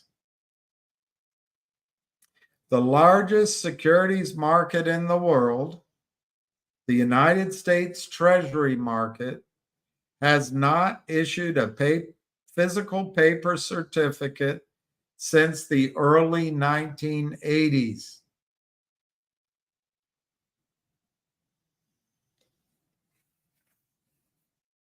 The 9 scariest words in the English language are, I'm here from the government, I'm from the government, and I'm here to help. That's Ronald Reagan time. Ronald Reagan time.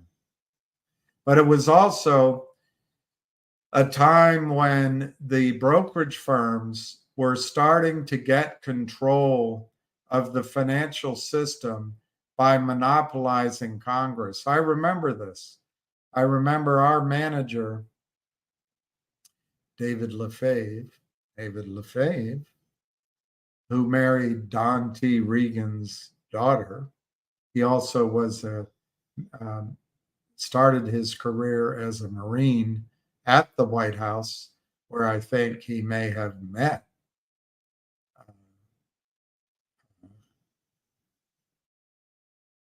Donna Lefebvre, Donna Reagan. Anyway, he had us as, and back then we were called, I think we were called account executives. Then they changed our name to financial consultants, and then eventually down through the years, everyone's a wealth advisor. But we had to write letters to Congress and to the regulators to allow Merrill Lynch to sell certificates of deposit across state lines. This allowed Merrill Lynch to sell to you, my client. I could sell a CD issued out of a bank in Arizona, and it would have FDIC insurance, but I could do it through, even though you lived in DC or Maryland. That was one of the first big campaigns. And you know where it led? It led to the savings and loan crisis. Anyway, we got to fight back against the concentration of power in very few hands, mostly white men, mostly white males. Maxine Waters, you want to get upset about something. I'm not saying you have to judge people for being white males, of course. But in your limited worldview, it might be a place to start. Okay, so the largest securities market in the world, the United States Treasury market, has not issued a physical paper certificate since the early 1980s. There might be a few old paper certificates floating around in somebody's attic, but the Treasury bond market today is completely digital, as is the payment system. The cashless digital society is already here. Some observers are concerned about what they call the, quote, war on cash. Don't worry. The war on cash is over and the government won. Exactly. As a practical matter, honest citizens cannot get access to large quantities of cash without being suspected of drug dealing, terrorism, or tax evasion. Along with that suspicion comes government surveillance. Citizens without gold have no choice but to go along with the digitalization of wealth. Digital wealth is subject to power outages, infrastructure and exchange collapses, hackers, and online theft. What good is even $1 billion profit or portfolio if it can be wiped out overnight?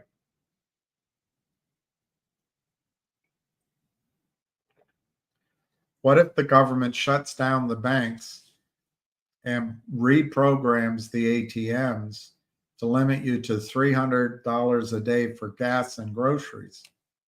The fact that you might have 100,000 in the bank is irrelevant.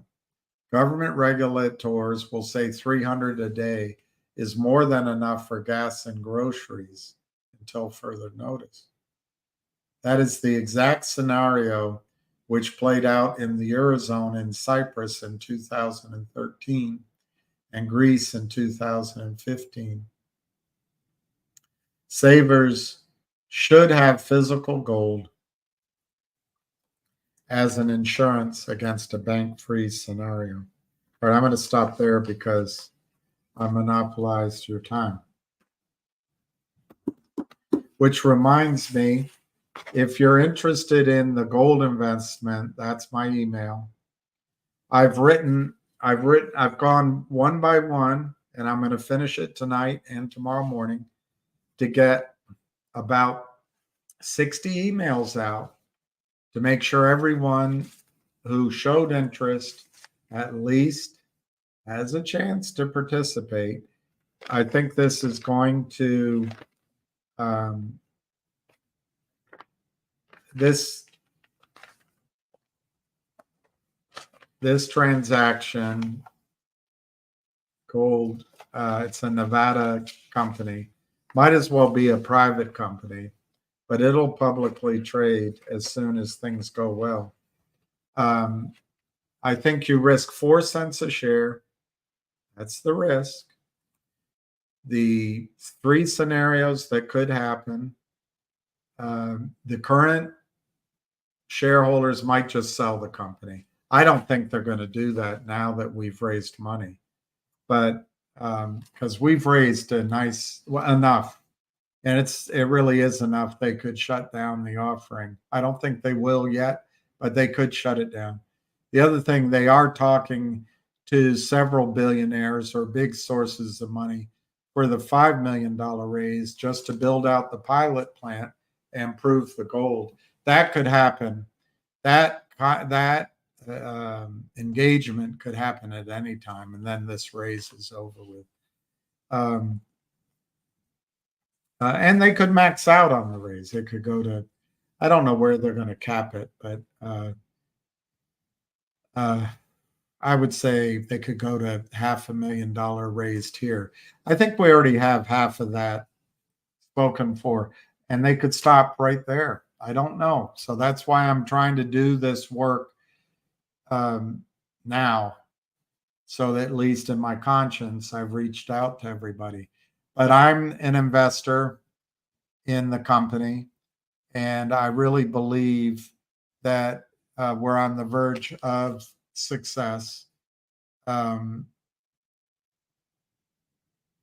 it's a way of leveraging a small amount of money to a large gold position.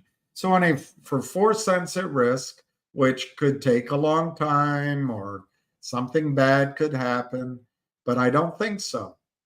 The principals are saying by year end, let's not hold them to that. Let's say within a year, let's just say within a year, they will have the gold weighed and produced, and there'll be all manner of opportunities. But for 4 cents, the worst outcome would be if the insiders decide to sell the company. They've already been offered a buyout and they turned it down, but we don't control the company. They turned it down because the offer was too small. It's possible in my scenario that they accept a sellout. That number, just to keep a symmetry, I put at 40 cents a share. So we're paying 4 cents in this offering. If they decide to sell, I don't think they will now that we've raised this money. 40 cents would be the I think the minimum. So that's 10 times your money. The most likely thing, frankly, is that that with this money and with the investment of a larger investor, we move to production and proof of concept, proof of the process, and we produce thousands of tons, millions of tons of gold of material every day, and we get ounces of gold produced every single day for 90 days at the end of this year. It's in a desert, so the weather won't stop it. If that happens, I think the most likely exit is the company is sold for cash and shares. And I think the most obvious buyer is Barrick Gold, Newmont Gold, or both. And for my symmetry, I think that gets done at $4 a share, plus an override, but $4 a share. That's 100 times your money. An alternative exit, which I think could happen, I know where I can go, and I'm just a schmo. I can go get financing to develop and produce the gold ourselves once we have the pilot plant running. That's another alternative. We just produce the gold for the next 10, 20, 30 years. If that happens, I think the exit is $40 and above. $40. That's 1,000 times the investment. So if you're interested in getting the company material, that's my email. farrandbalanced@gmail. And I'm going to try to finish it up this week. But I'll have the company send the documents to you because they're the ones raising the money, not me.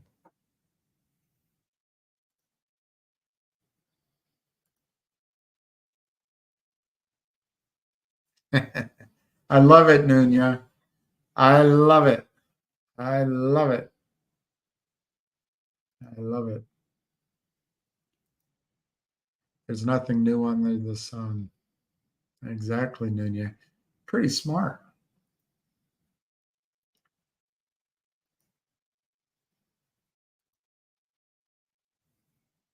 Hunting the elements. That's it, Brandon. I didn't know it was on Nova. Hunting the elements. That'd be great. Barrick Gold is Nevada's the largest producer of gold in the United States. Barrick Gold, I believe, is the largest producer of gold in Nevada. Newmont Mining was a penny stock. They came up with a process. Dr. Gill, I believe. I think I know Dr. Gill. I think he went to my school. But anyway, he came up with a process, and Newmont Mining became a major because of producing invisible gold in Nevada. Anyway, they now have Gold Strike together, Newmont and Barrick Gold. So I don't know about that.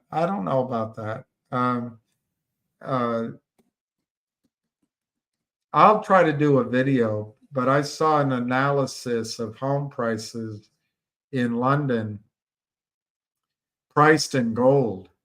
and home values have actually plummeted in gold. Currency, Big Al, over the last 100 years, maybe a little more than 100 years, has gone down 99% in purchasing power. So it's a weird thing. You say take profits, but I suggest that profits in currency, currency doesn't really have the staying power that gold has. But yeah, I mean, you make a good point. Gold, I remember, was under 200, 280, something like that. And to go from 280 in the 90s to 2,400 now is 20 years. But look up what the purchasing price of dollars has done in that time.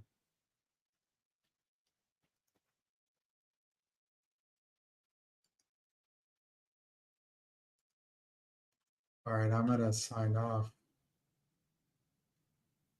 Thank you, Julie Kim. The documents will be there. Thank you, Julie Kim. I've got to follow up with everybody.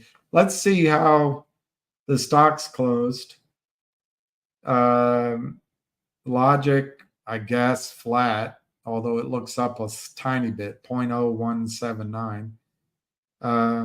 RCRT closed up 21 cents at 190, and then they sold it off. But 190, that looks pretty good. GDC closed at 106. Milgo is trading at 883. Let's see where Finger closed.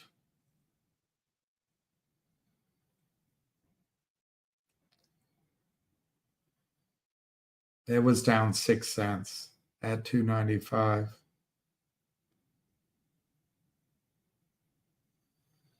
All right, that's enough for going around the league.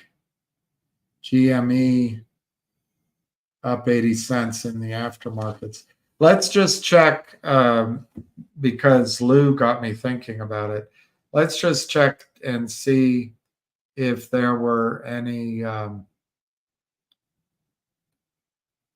I'm so distracted that Djokovic had to withdraw. Breaks my heart. All right, let's see if there's any filings today on any of these. I'll only mention the name if there is something.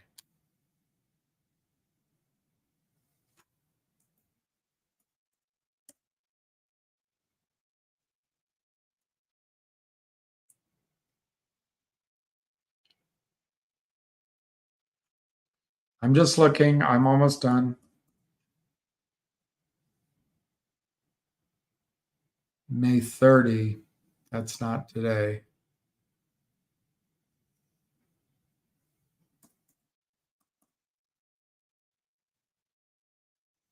All right. I didn't see any. My quick look, I didn't see any filings that we need to be aware of. I'm glad to answer some questions. It's 5:12 if you want me to. Otherwise, I'm going to sign off. And we'll talk tomorrow. Thank you, Julie. I'm going to follow up with everybody. It's like 70 people, so it's very hard for me to do it, as closely as I want to, but we will get to know each other very kindly over the next days and weeks and months.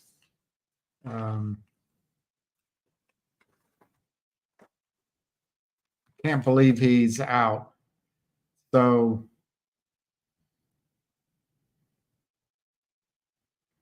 stupid Rude goes through.